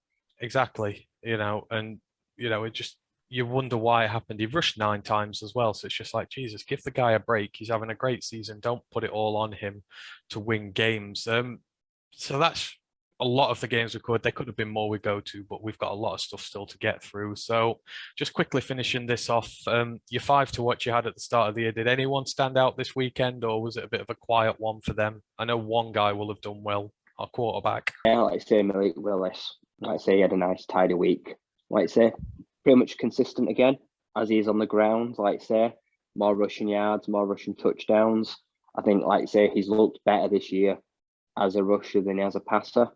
I think I wanted to see this year more him throwing the ball, but I think he's leaning. Like I say, they Liberty goes to what works for them. Like I say, keeping him as a rusher works well. Like I say, but like I say, he's having a very consistent, nice year. Like I say, Corral had a tidy game, pretty efficient. Like I say, he was never in a position to win. Never got to like the red zone. He was doing his stuff on the middle of the field. Khalil Shakir, like I say, he's just having a fantastic year on a terrible Boise State team. I don't know what's going on there, but handsome Hank Buckmeyer is really struggling. Like I say, interceptions galore. They got cooked by Nevada, but like I say, Shakir is proving that he is a dynamic threat, especially in special teams and everything. Like I say, he's already got return touchdowns. He's going to have a great year. Merlin Robertson wasn't asked to do much. Like I say, had a fair few tackles. Like I say, looked pretty good. Like I say, so no, it was a relatively good week for all 5 guys. Yeah, I mean, Malik Willis, man. I mean, he threw for 287 yards, rushed for 144 and 2 touchdowns. I mean, I just like him more and more every week.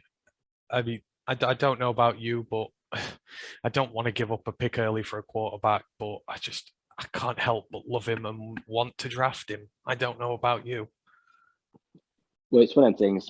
He's not going to be there. No matter where the LA Rams finish, he will be off the board by the time we pick that second.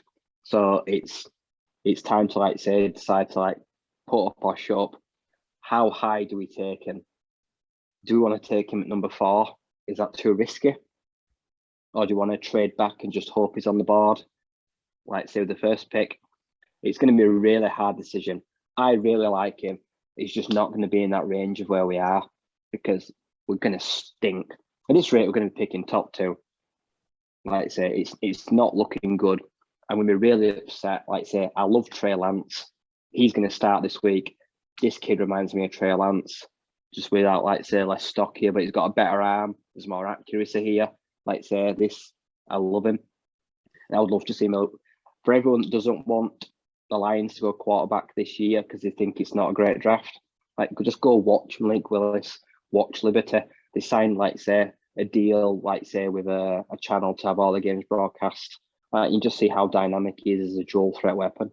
I would love it because he just fits that mold of new NFL football.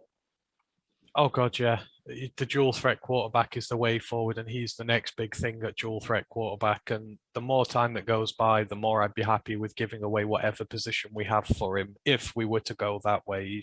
He's that good. And, hopefully in the latter stage of the season, if there's some bigger games there, he can just show it. Because I know people are concerned it's an FCS team, but they're a good one.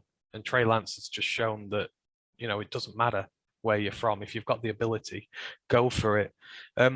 One quarterback who may be there a little later, though, this is in my top 5, is Carson Strong. He had a good week, went 25 of 38, 263 yards and a touchdown in Nevada's 41-31 win against Boise State. Now, as Ryan said, they're having a really bad year, but they are the Mountain West champions currently. So that's not a bad result to have there. He's having a decent year, all things considered. Garrett Wilson had another good day, the Ohio State wide receiver. He went 3 for 71 and a touchdown when Ohio State completely and utterly ruined Rutgers. I think they were like nearly 40 up by the half. That was a one-sided decimation, that was, and Wilson just went to feed. The one I was really, really disappointed with, and you already know what I'm going to say, is Treylon Burks. I watched Georgia versus Arkansas. I had a lot of hope for Arkansas in this one. I thought they'd been doing well this season. They got blown out. What was it, 37-0? They got absolutely zero going on offense. They kept getting pinned back into their own 10. They couldn't get anything out there, and that secondary of Georgia is just labeled with 4-5 star talent, and they just absolutely nullified him. I don't think it was all necessarily his fault because he just had absolutely no help whatsoever. But as Ryan said at the top of the show, talking about the transfer portal, he should have left and gone elsewhere where he would have had a chance. This was a big chance for him to shine, and he didn't. It's not taking anything away from Georgia. They just put two hands around their neck and throttled Arkansas. And that was a really bad day for him. Christian Harris, steady again, a solo tackle, 2 assists, a tackle for loss. He's the linebacker at Alabama. They played Ole Miss. Not a great deal for him to do there because Lane Kiffin just kept going for it on 4th down all the time and turning the ball back over. Edefwan Olafosio, he was the big one this week. He's back to full fitness. He took 7 solo tackles, 9 assisted tackles. So that's 16 on the day. He got a tackle for loss as well. But Washington enduring another bad defeat against Oregon State. They're having a horrible year, but he himself is doing pretty well. So a mixed day. But Treylon Burks, in a way, I'm glad because he's going to drop down the draft now and we might be able to snag him later. But it's just horrible to see him struggle because Arkansas are giving him nothing to work with. No, like I say, it's funny. Like say, look at Olafosio. Linebackers on worse teams usually look better because they're just always busier. Linebackers on good teams usually just don't get spotted, like I say, because the defense isn't on the field that long. But Washington this year, their defense is playing 60-70% of the snaps. There's no reason he's so busy, like I say, and it's doing the world of him. Like I say, you don't care whether they play good or play bad. Like I say, he's getting tape, he's looking good, making tackles. He's probably one of the better linebackers in the Pac-12 right now. Yep, I'd agree. I think he's having a really good season, and I'm glad I picked him. I think he's going to do well in the draft this year, and I'm looking forward to seeing if we do draft him or not. Right, so that's the review for week 6 done. We're going to take a quick look at week 7 now and then move on because we've still got a fair bit to go through. So week 7, there are not as many big fixtures as weeks gone by, but there are still some really big ones here. And the one I've highlighted out as the big game to watch, and this is a battle for dominance of the Big Ten. Which team is going to carry their playoff aspirations? And that's number 4 ranked Penn State are going to number 3 ranked Iowa, the Hawkeyes. So who's going to take charge of the Big Ten in the race for the playoffs? Iowa have a fearsome rushing attack. You know, that's what it's predicated on, rushing the ball well, using Spencer Petras as and when they need to. But they're coming up against Penn State's run defense, which is high level and has been known to deal with rushing attacks pretty well. They put away Auburn and Tank Bigsby recently. You know, this is who's going to come out on top of this. And more importantly, which quarterback is going to do enough to see his team home? So you've got Sean Clifford, who's the Penn State QB, Spencer Petras, who's the Iowa QB. I've been quite impressed with Sean Clifford this year. I know you have concerns about their offense a bit, right? But I think he's answering a lot of questions about whether he can contribute enough to them winning. But this is a huge game, especially with implications for the Big Ten. How do you see this one going? I think from what they've just saw from Maryland, Penn State will go. They won't go conservative, but they won't take risks. Sean Clifford's not a risk taker anywhere. He's not a huge play quarterback. They like to manage the clock. Like say, they do their dirty work on defense, stop the run. Like say, I think we're going to have to see more of Spencer Petras this week. They can't just rely on Tyler Goodson, which is going to be interesting. Like say, because I think this is going to be one of those. This is the biggest game of the year so far for both teams. Like say, this is a real title credentials, playoff credentials. If either of those two teams want a number 4 slot, they can't afford to lose. This is a must-not-lose game because, like I said, this is going to be their real chance to make a statement. Like I say, show they're the top dog in the Big Ten. I think this will be very similar to the Auburn game. Like this is going to be one of those like middle 20s, both teams. I don't see it being that high scoring because I think both teams will show a lot of respect to the other's defense. They won't take wild, careless shots like Maryland will. They're more conservative play on offensive calling. Like I say, it's whose defense, like I say, can step up and just show they're the more dominant. Like I say, can Iowa stop the run? I'm not entirely sure. They can stop the pass, but if Penn State don't want to throw it deep and don't want to take shots, then they can nullify that already. Like I say, it's just going to be like say ball control, who can be more careful and who can like say establish something on the ground. Like I say, so I don't know who's going to win. I'm not confident enough to make that decision right now. No, I'm not going to try and call a winner for this one either. All I know is both of them have fearsome defenses, and it's just going to be a case of which offense can do a little bit more. I'm actually going to go a bit lower than you and conserve that both the teams are going to end up in the teens. I think it's going to struggle for a team to get over 20 points in this one. I think it could possibly be that close, but I think it'll be a great game to watch, especially for those who love the defensive aspect of the game. Moving it on. So in the Pac-12 last week, two teams there managed to upset ranked opponents, and they're facing off this weekend, and we've mentioned it a few times because it involves your very own Arizona State, and they are at home to Stanford. Now, this is a big battle in the Pac-12. Both teams have aspirations to go quite far and make a name for themselves this season. How do you see this one going? Now, this could be high scoring. These two teams, like I say, have got quite explosive offenses. They've both scored pretty well this year, like say 20, 30, 40 points. Like I think this is going to be one that I like the fact we've got home advantage. I feel good when we play at Tempe. I feel like we've got the crowd on our side. Like I say, we can manage the clock. This is a really big test. This is like I say, can we live up to expectations at home? Like I say, are we going to fall flat? Coming off the big win against UCLA, like I said, they've just upset Oregon. They've upset USC. They've got another ranked team in their sights thinking, like I say, we want to be ranked for a change. They know if they win this game, they can sneak into the 25. So there's a lot to gain for them. There's a lot to lose for us right now. Like I say, just at 4-1, we're sat very nicely, one of the front runners. I'm hoping, like I say, that we can keep up this rushing offense. Like I say, we're changing backs, using 2-3 backs every game, very consistent. Like I say, we're at full strength. So I'm hoping that we're going to be able to control that clock, control the ball, no costly turnovers. I'd like to think we can win this one. I think we can both. It's going to be another high scorer. I think we can both get easily 30, 40 points if we want to, because we score quite quickly. I'm hoping we can get this one and sneak it out, like I say. But I can very much, like I say, I am wary of the upset. I'm wary of Stanford. Big question is though, because that game's technically tonight in the morning. It's not long from now. Are you staying up to watch this one? I'm considering it, yeah. I think this has got big credentials. Like I say, this one is a Friday night, Saturday morning game, so it kicks up at 3:30 tomorrow, not on Monday morning. So yeah, I'm hoping I'm gonna stay up and watch this one. Well, look, I hope they manage to come through for you, man, especially if you're going to, stay up till that time in the morning / technically breakfast time all morning. You're going to stay up for that. I do hope they really do well for you.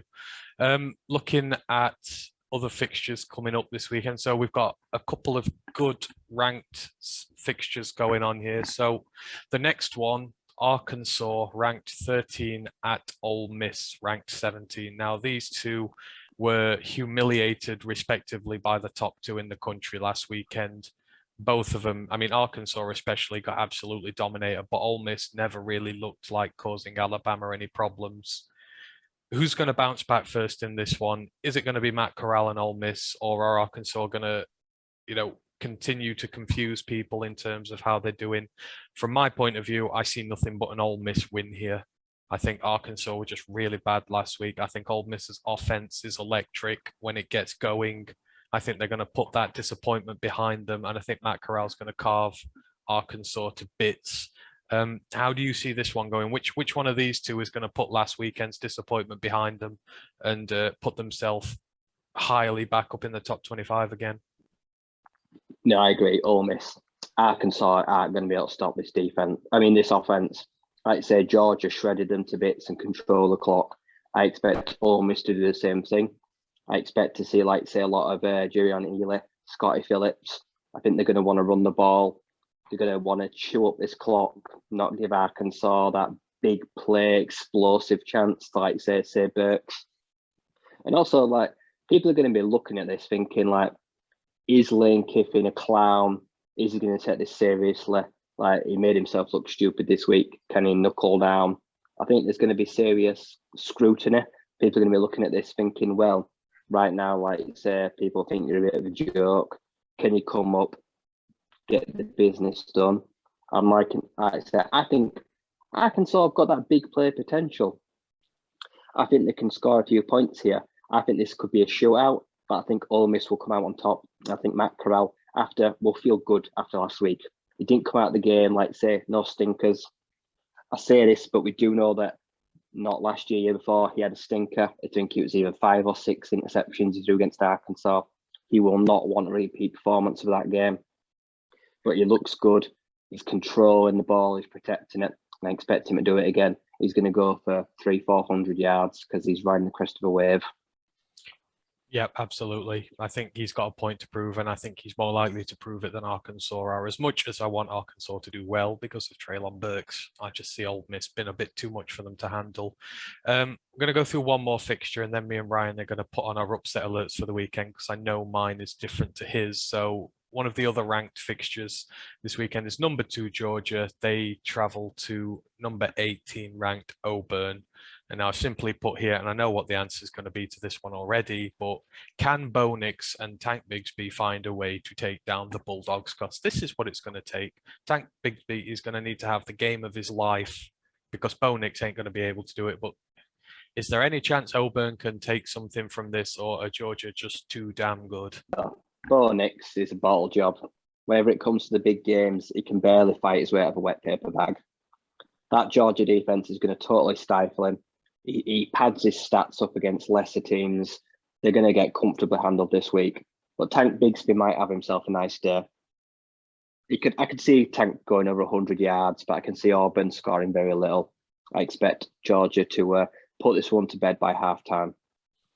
Yeah, I think I'm inclined to agree with you there. I don't see Auburn doing much, but I do see Tank doing well. He got nearly 100 yards against Penn State and their run defense. So, even against the best opposition, he can have a good day. So, moving on to upset alert now, I'm going to do mine first. And I'm sorry, Jack, but I'm focusing on Notre Dame, ranked 14th. They are at Virginia Tech.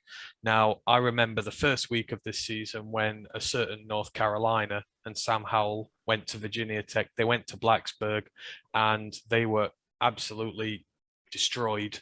One, by the intimidation of the atmosphere there, and two, because Virginia Tech on their day are a decent side. You don't know which Braxton Burmeister is going to show up or whether the run game is going to be as good as it can be, but Notre Dame are wobbling. They've not looked good this year. They finally had their sort of comeuppance against Cincinnati, and they're going to one of the few grounds they probably wouldn't want to go to at this point, away from home, intimidating atmosphere.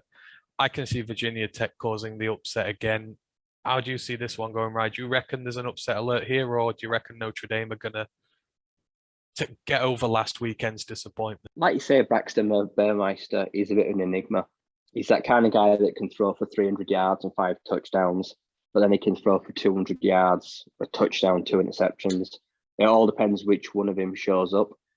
I think he's going to have fun. I think he will pick on that defense. I think he's going to avoid Kyle Hamilton. I think Virginia Tech, they can get after that offensive line. They know it's shaky. I fully predict that Notre Dame use all 3 quarterbacks again. I've told Old Dominion Jack they're going to end up using them every game. At least 2 of them are going to play every game. Going to see rotation because they can't be trusted. I think, they're going to terrorize them. There's going to be a few turnovers. I can see Virginia Tech causing them a lot of trouble and potentially nicking that one. Yep, definitely. I think it has to be considered that they could come away from this one with a victory. Now, there's only 4 ranked on ranked games this weekend. We've mentioned 3 of them, and Ryan's upset alert comes at the last one. Ryan, take this one away. Mine's gone blank. Oklahoma, Texas. Texas, Oklahoma. Oh, yep. It is the red. It is the Red River rivalry. This is one of the best games all season. Like, these two really dislike one another. Like, there's going to be scraps. I expect to see lots of flags. These two teams go at it. I'd say they've included the taunting. I expect to see at least one unsportsmanlike for someone saying horns down. I'd say, but I'm going this week horns up. Texas, Bijan Robinson is going to have himself a day. He is going to run all over that Oklahoma defense. Spencer Rattler is finally coming up against someone that's competent, and I think this is the weekend that the Oklahoma get found out. Look at what Texas did to Texas Tech. They absolutely rifled them. They are someone that can score so quickly. Like, they can take the ball away and they can ram it down your throat. Like, say, next minute, like, say, they scored 50, 60, 70 points. And then once you get in the hole, Texas keeps you in it. Like, say, we've seen, like, say, the likes of Kansas State, Tulane.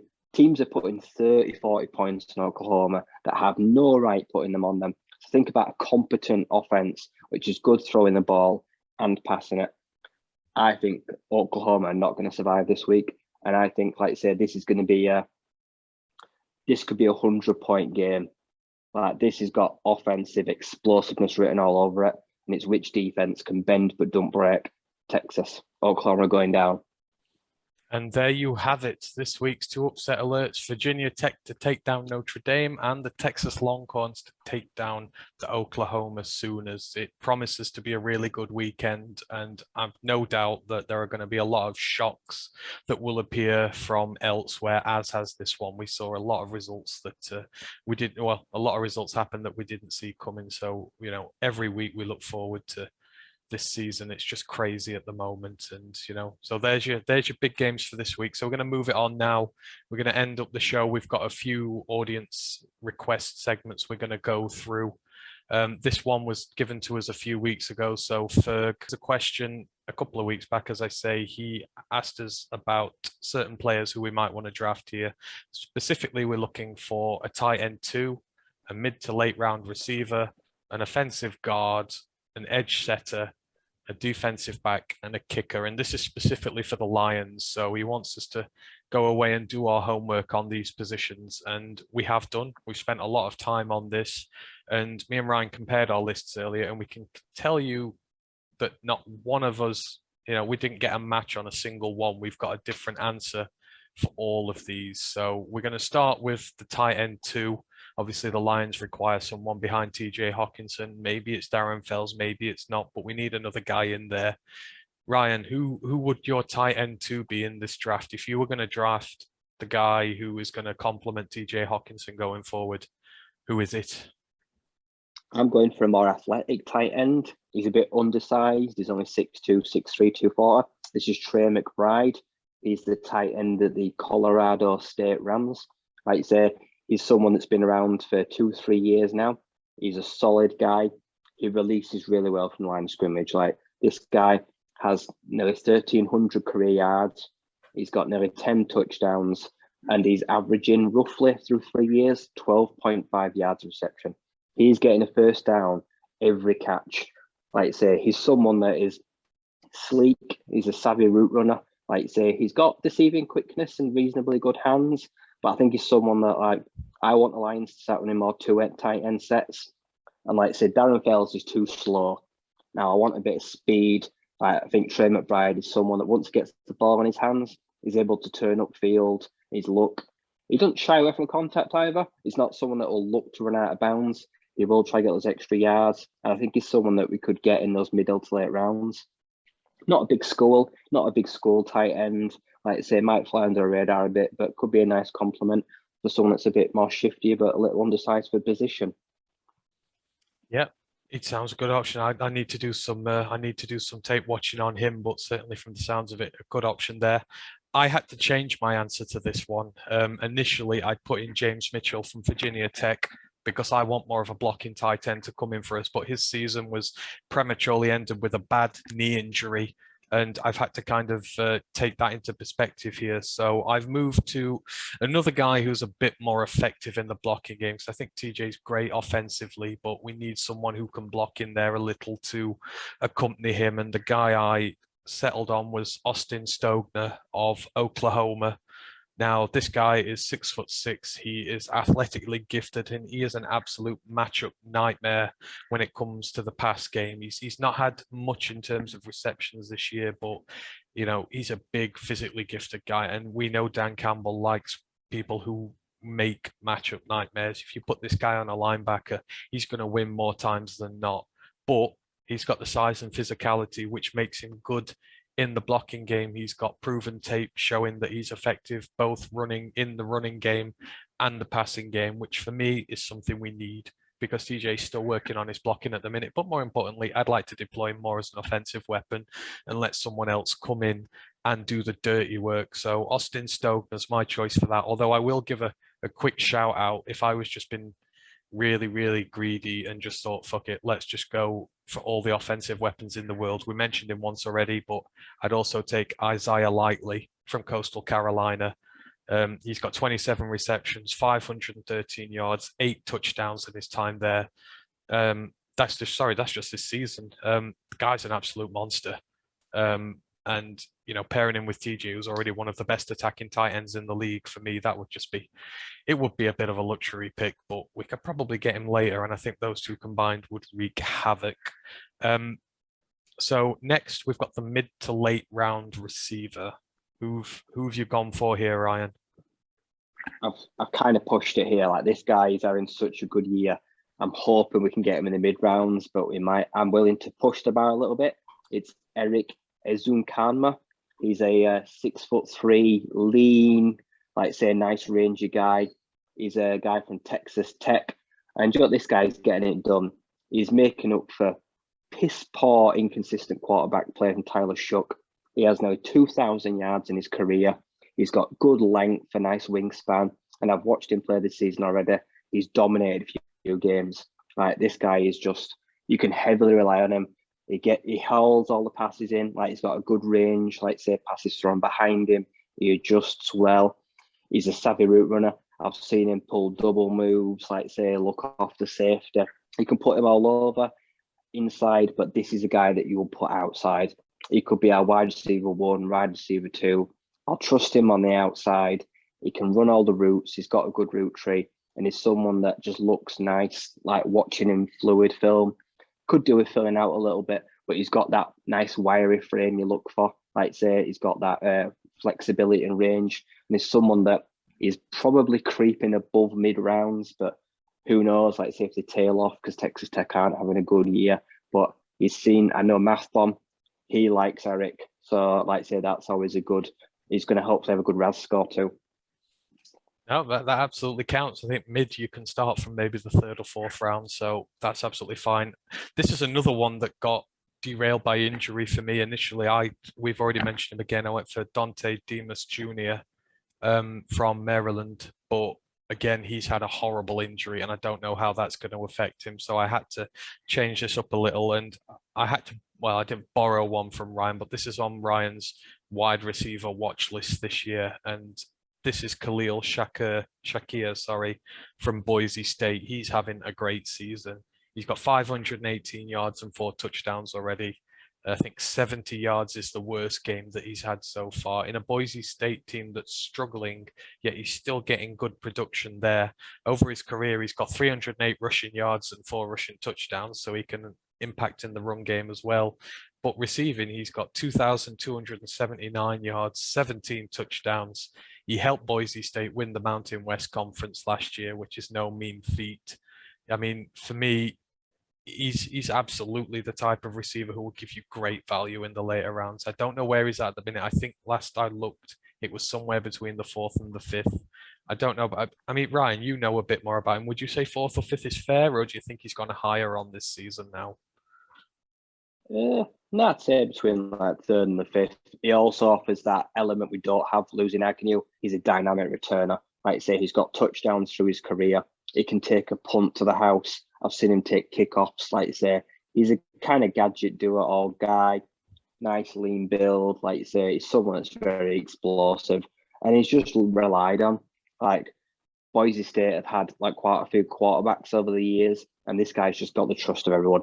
Everyone's looked for him. If the team don't play well, like you say, he still manages to just do his own personal thing, like you say. And when things go well, he plays fantastically. Oh, that's excellent. So he does fall in that remit. I'm glad. Right. So next we've got offensive guard. Obviously, guard, right guard, may be a position of need next year if Halapulavati Vaitai leaves. Who's your guard that you've picked in this draft? I found this quite hard, but I found the guy that fits our build because I don't know if I noticed in Detroit, we like really tall, big guys. Like we've got guys that are all like 6'4", 6'5". I've got Jackson Kirkland. He is played left tackle, but he started as a freshman at Washington as a right guard. He played sophomore season at right guard, transitioned over to left tackle. So he's shown he can work on both sides, but he projects better because he's got better, faster footwork to play guard. He can work from inside out, outside in. He's 6'6". He's a man mountain, like I say. So he's someone that can hopefully really show up on the outside. I think he's looking at rounds like anywhere from like 3 to 4 to 6 to 7. It's really hard to predict where guards go, but I think he's someone that can like work as a really good camp body. He's got that frame there. He's got nice handwork. He's got that pro NFL size with good footwork. So there's a lot to work with there, and he's very experienced. He's played quite a few positions. And Washington run quite a pro offense. So I think he's someone that can be trusted to transition nicely to the next guard. There's a lot to work with there. Yep, absolutely. I think I agree with you. Obviously, guard, it's really hard to predict where they're going to go. I think it's fair to say that the standout guy this year is Kenyon Green at Texas A&M. I think he's predicted to be a top 10 pick, even though they're not having a good year. He's doing well. But for me, I've gone for one of the guys who's maybe in the tier below him, and I've gone because I like where his strengths are. And this is Zion Johnson out of Boston College. He's 6'3", 316 pounds. He is a big guy. And Boston College have a great offensive line this year. Obviously, they've lost their quarterback, but they're still doing well without Jerkovic. They're sixth in most rushing yards per game, which is about 186 per game, and they accumulate the fourth most points per game, 35.6 in the ACC. And this is, you've got teams in there like Clemson, you've got your Wake Forests, Louisville, high-powered offenses in there, and they're right up there in the mix. That's how good this offensive line has been for them. All five of them are really good prospects. He plays at left guard currently, but he can make the transition to right. He has played there before, but for me, this guy's a run blocking specialist, and in Detroit, I want to see more in the run game. He's worked in the triple option before. He's worked in sort of high-powered run offenses. He's very experienced there. He's excellent in gap and zone schemes. He can do both, which that versatility is going to be huge going forward. And he's also got the athletic ability to develop into a good pass protector as well. But out of my guards, I really want to see someone who's going to stand up in the running game and do well there. And for me, he's the guy that fits the profile. Now, he could be quite high up the draft. We're looking maybe round 2 here. Maybe not where I'd go for a guard, but he'd be the one I'd want if we were to go for that, because obviously we've already invested a lot of capital in that offensive line, and I think you do generally need to go higher to get the good ones. So Zion Johnson, Boston College, he's the guy for me there. Edge rusher, where are we going with this one? Edge rusher, I'm going to Florida. A guy that stood out for the last 2-3 years is Zachary Carter. Now he's got an odd build because, like I say, he's got that length at 6'4". He's rangy, so he can play with his hand on the ground when needs be, but he can also stand up, like say, rush the passer. He's a lighter 285, so he's not too heavy. So he's got that ability. He's got the motor. He can shift it when he wants to. Like say, he's a big, long, rangy guy. He's got 15 sacks now in his 3 years. He's already at 5.5 on this year. I think he's key to anchoring that defensive line. And I think, like you say, with the Lions probably moving on from Flowers, like I say, I wanted someone in that Aquara build. I want length. I want someone that's got a bit of range to them, some long arms, big hands, like I say, and someone not too heavy. Because we've got some interior bulk now. So I want some like leaner, stronger guys on the outside with a bit of pace. I think Zachary Evans is going to go, like say, maybe he could be like a second round guy. I think his projection's leaning that way. So if we go, but I don't value edge that highly. I'd like him to slip to the third, but like I say, he's on pace for easily smashing his season sack record. So I think he's going to start getting a lot more of possible looking. Like say Florida, they produce a lot of good defensive linemen and edge rushers. He's just next up in that line. Yeah, I think there's a lot of value to be had, especially in the later rounds for edges. I know we've got the big ones up there. You've got your Aiden Hutchinsons, your Kayvon Thibodeau's, but I think there's guys who can be found a little bit later on who offer quite a lot as well. And the guy I've gone for, and this is one who I would pursue a little higher up the list, is George Karlaftis. He's the edge rusher from Purdue. Now, I've watched tape on this guy, and I absolutely love him. He's played 5 games this year. He's got 16 solo tackles, 5 assisted tackles, 4.5 tackles for loss, which compile up to 21 yards. So he gets really deep in the backfield. You know, when he gets tackled, he can get at you really far behind the line of scrimmage. He's got 2 sacks for an 11-yard loss combined. Again, can get at a quarterback deep into the backfield. Two passes defended, and he's got 2 forced fumbles. Now, this is a guy who was, you know, predicted to be a 5-star recruit. He was offered deals by Alabama and Clemson to go to them, but he chose to stay in his hometown with Purdue. He's got 16 pressures in just the first 4 games this season alone. That's not counting what he did last weekend. But the thing that stands out for me, this guy has more pass rush moves in his arsenal than any other edge in this draft. More than Kayvon, more than Aiden Hutchinson. He's got all the pass rush moves you could want, which he uses to the best of his ability, because he's not the most athletic guy in this edge class. But when you've got the moves, when you've got the spin techniques, the swim moves, all that, it makes your job so much easier. And the amount of times he's just able to swim by a tackle, get round the back and get in at a quarterback is exemplary for me. He's got versatility as well. He can play defensive end in a 3-4 or a 4-3 system. He's not just a one system guy. And that versatility is going to be huge going forward as well, because not all edges can play in both systems. And he's an exemplary leader on the field. He's a captain down there at Purdue. He's projected to, you know, reach a captain status in the NFL as well. The only thing that's really affected his stock and why he's not getting talked about like Thibodeau is because his 2020 year, it was shortened obviously because of COVID, and he did have some injury issues. So he didn't take the sort of necessary progress forward required to be talked about like those elite edges are. But that only means that he's going to draft a little bit lower than he should be going, and someone's going to get absolutely fantastic value with him. And that Purdue defense has a lot of good players in there, and he's just one of them. So, you know, George Karlaftis, he's one player really to look out for. Defensive back next. Now, Detroit needs a lot of these. It could be safety, it could be corner. Where have you gone for this one? Because, you know, board's open for this. I've gone for Riley Moss, the defensive back from the Iowa Hawkeyes. He's a little undersized. Like I say, I like him because he's got one thing the Lions don't have. He is a ball hawk. He has got tremendous hand-eye coordination. He's got, like I say, speed. This kid has got 2 interceptions in every year. He's already got 3 now, and they're both pick sixes. Like I say, this guy's got 3 pick sixes in just 4 years of college. Like I say, he has got tremendous pace. He picks the ball off. He looks upfield. He understands quarterbacks. He already knows where the pass is going. He gets in the right position. Like I say, don't give away too many flags. He's part of one of those fantastic Iowa Hawkeye defenses. Now, like I say, he could be a safety. Like he's built a bit like Quandre Diggs, like I say, but he's also got that limited 5'10", 5'11" build. I don't know if you can put him on the outside. He's proved that he can hold his own against some solid receivers. And I genuinely think this kid is going to be one of the next white, great defensive backs in the NFL. You don't get many white DBs, but this guy is projecting, like I say, to be a little undersized. But if you target him, it punishes you. On the clock, 9 interceptions already in his college career, 3 pick sixes. He makes stuff happen. He generates turnovers, and we just don't have that right now. And I think he's someone due to his size and his limited frame that will slide in the rounds. Oh yeah, I'm absolutely with you. We need ball hawks back there. We need someone who's going to track the ball, who's going to get there before a pass is completed. You know, we've just been desperate for that for so long now.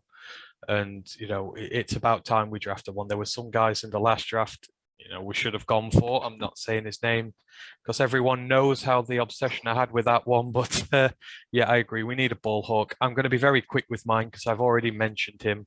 DB I'd be drafting is Reed Blankenship from Middle Tennessee. Now, if you listened last week, he was part of the safety group that I had a look at. He plays for Middle Tennessee. I've not seen anything less to, dissuade me from him. This game against the weekend, they played against Marshall. Now, Marshall are a high-powered offense who can put up a lot of points on you. He came out that game with 5 solo tackles, 2 assisted tackles. He got a forced fumble, 2 fumble recoveries, one of which he returned for a 91-yard touchdown.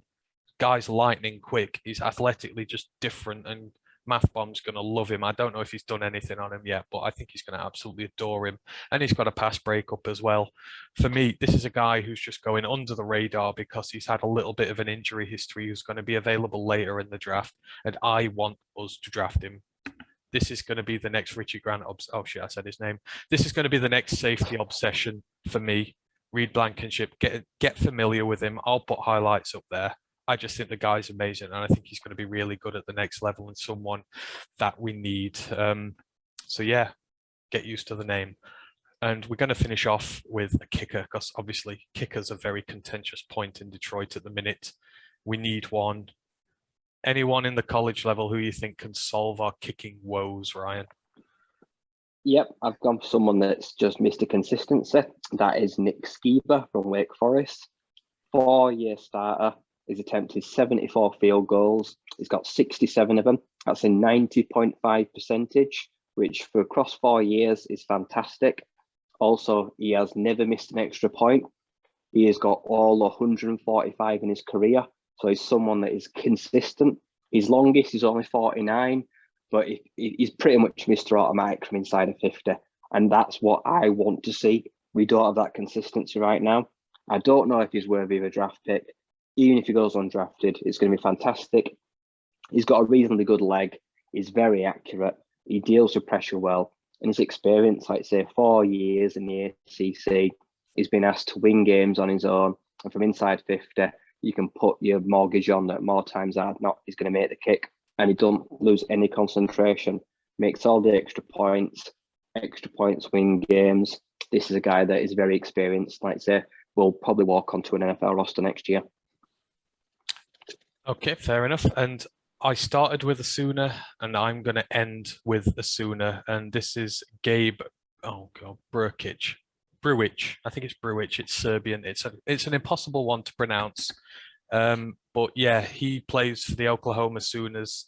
Since the start of his career, he's scored 120 straight extra points. He's not missed one since he started his career. This season, he's 11 of 13 on field goals. 6 of 7 of those have been over 40 yards, including 2 long-range 40-yard ones he scored this weekend to help them put away Kansas State. He's 37 of 43 on the career with field goals. This kid has a big leg. He has won them, games in difficult situations. He's good under pressure. And like I say, he's never missed an extra point before, 120 straight. So for me, this is the guy I want to be looking at. I think the LSU kicker, I can't remember his name, is really good as well. I don't know whether either of them are going to declare this year, but if we've got a throwaway 7th left and he's still there, or I don't know, maybe a little more because you want a good kicker, I'd be spending it on him. So that's the guy there for me. And I'm sorry if I've butchered his last name. I really do apologize. So yeah, that's it for you there, Ferg. You asked us, we delivered. So there are a few names for you to look over. And right, so we're going to finish off now. We were asked in our Discord chat, I can't remember who by, and I really apologize. I know Ryan sort of dealt with that one. I saw it and I didn't really look at it, but someone asked us to have a little look at cornerbacks going into this draft because obviously we may have a need now. We don't know what's going on with Okudah. If he's injured, we've got a lot of undrafted free agent guys back there, and it looks like we may have to dig into the draft again. I don't know what your price you would be putting on a corner there, Ryan. Would you be going high for one again, or have you been looking at later round guys for this? I was looking at mainly middle onwards, like say 3rd round onwards. I don't want to spend highly on another cornerback. No, I think I'm exactly the same as you. So with the corner class, we've mentioned him already, but Derek Stingley Jr. of LSU is the standout cornerback by some distance. I would say he's projected to be a top 5 pick, and I think there's someone who's probably going to pay that for him. But we're going to look a little bit later than this. So having a look around, who are the names who've really stood out for you when you're looking through cornerbacks? Is there anyone who's caught your eye, who looks good value for where they're projected to go in the draft? What have you seen sort of below Stingley? If we're looking past the first round, guys, like I think there's 3 first round corners. I think that's Andrew Booth, Ahmad Gardner from Cincinnati, and like Stingley. I think those 3 will be off the board, like say right in the first. Then you've got some other guys, like you've got Trent McDuffie, like the corner that's at Washington. Washington are just known for producing great cornerbacks. He's holding his own for a little bit undersized. Plays at just around 5'10", 5'11", a little underweight. But for someone that holds their own on the outside, like I said, sticky, tight coverage, he's pretty physical, solid tackler for someone that's not the biggest guy in the world, like I say, but he's got that good recovery speed. If you want like to go the other way, there's a guy called, I'm going to butcher his name, I think it's Azia Caleb Evans. I think he's nearly 6'2". He's a big outside cornerback in the Missouri Tigers. Like he's a big, strong, physical guy. Like say man press, like say he's someone that will impose a bit of just like put some pressure on someone at line of scrimmage. May not have the best recovery speed if they get behind him, but I think they're 2 kind of guys that you can expect to see going in those middle kind of rounds. Like someone like say 3rd, 4th onwards. Like say they're both playing on teams that are having not the best of years. Like say they go against like say some solid competition, especially like say if you're in Missouri, like say in the SEC. He gets tested weekly. Evans, I think, has got that frame and build that you kind of want to see at the next level.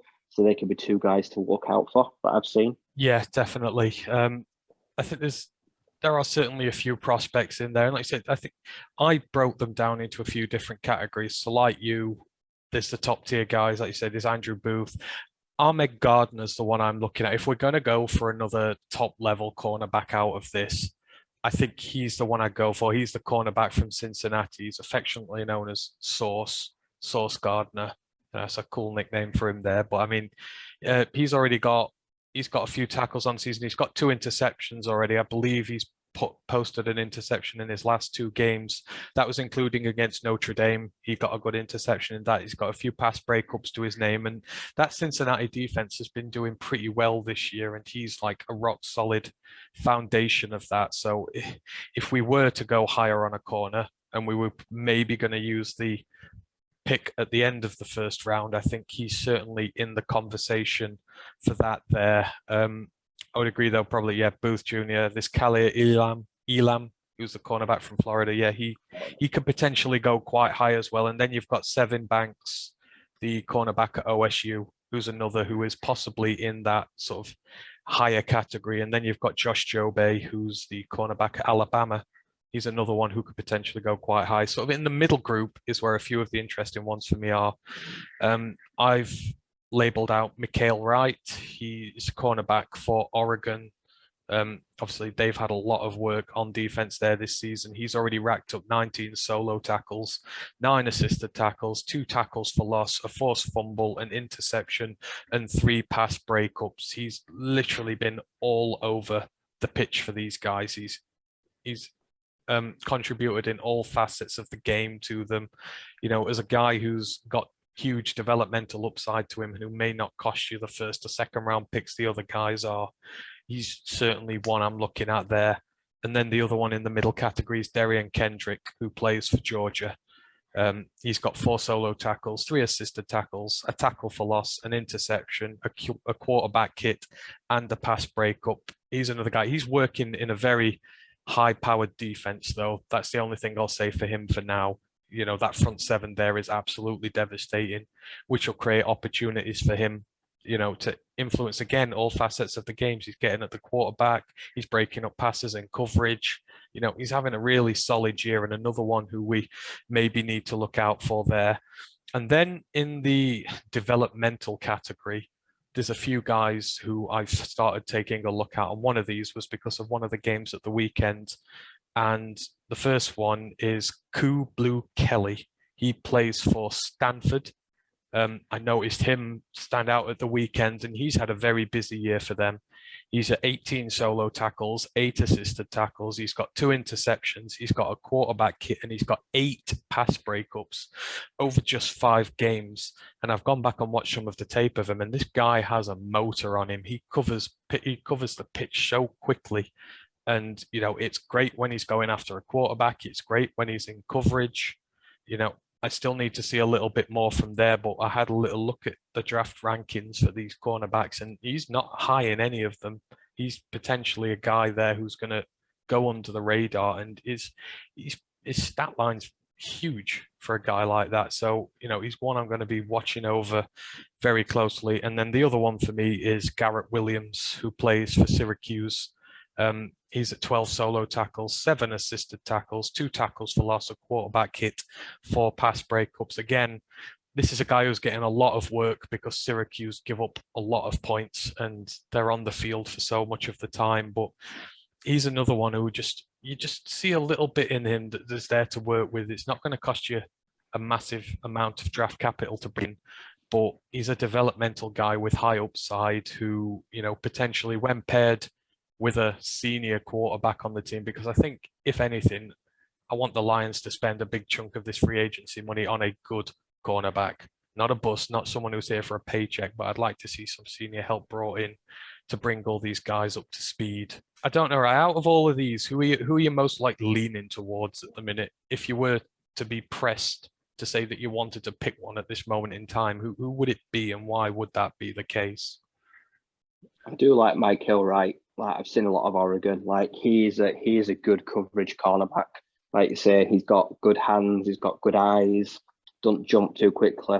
He's able to read receivers, say if the ball's coming and he ain't got his head round. He's someone that played really well with Diomedor Lenoir. I think it was last year. He looks very much in his mould. Like I say, he's a decent cover 2, cover 3 kind of guy. Probably needs to work on the press, the man a bit, but like I say, actual coverage, working deep, don't give up too much, able to keep himself on top of guys and in front of him. I think he's got a lot of upside, and he's someone that people have noticed quite a bit. Because Oregon have worked on that secondary and getting turnovers. He looks like he's got potential in those mid to late rounds.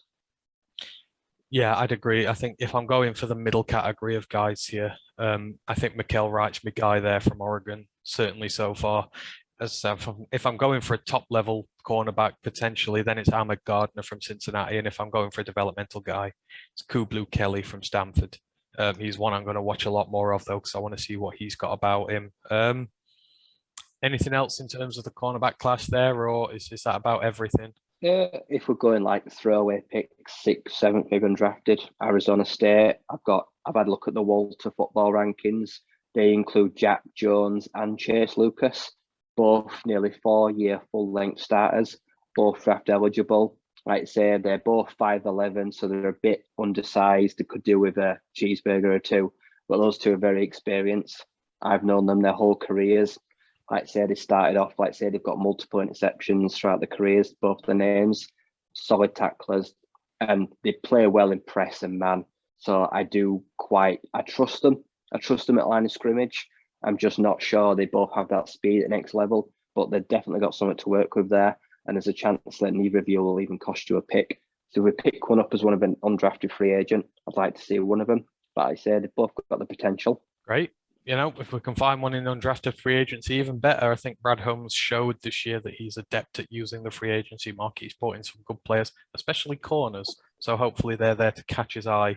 So that's just about everything for today. So it's been another long one, but there's been that much to go through. We can't keep it short. We want to make sure we're doing a proper job with all these. And thanks to everyone who's asked us these questions, who's asked us to do this. I'm so sorry for whoever is in our chat who mentioned about the cornerbacks. I will shout you out on the next one when I find out who it is, but hopefully you're a little more attuned to some of the other cornerback prospects in the draft that are not named Derek Stingley Jr. now. We hope that was a help for you. And for Ferg, hopefully you've got a few more guys you can have a little look at as well. So just remains for me to finish out now. So our next episodes, Monday, the 11th of October, we'll be back with our main podcast. We will be doing a review of the Minnesota Vikings game / slaughter, depending on what happens.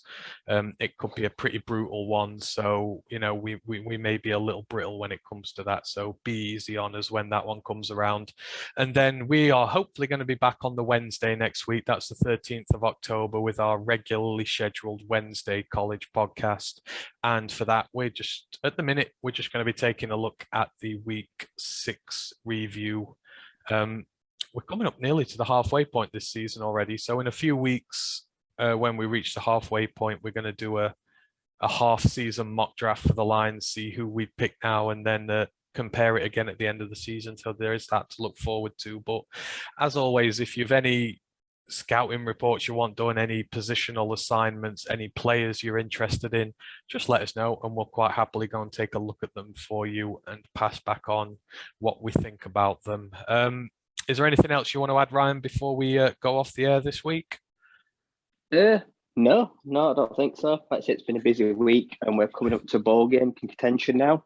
This is where you'll see the games like 6 and 7 where things start to take shape. Oh, yeah, absolutely. It's going to be interesting to see some of the fixtures we'll get at the end of the season, a chance for a lot of the teams to really come out and state their claim in a big stakes game. So we will see. It just remains me to finish off with our socials. So as always, you can find us all over the internet. So if you're looking for us on YouTube, you'll find us at Roar of the Lions UK.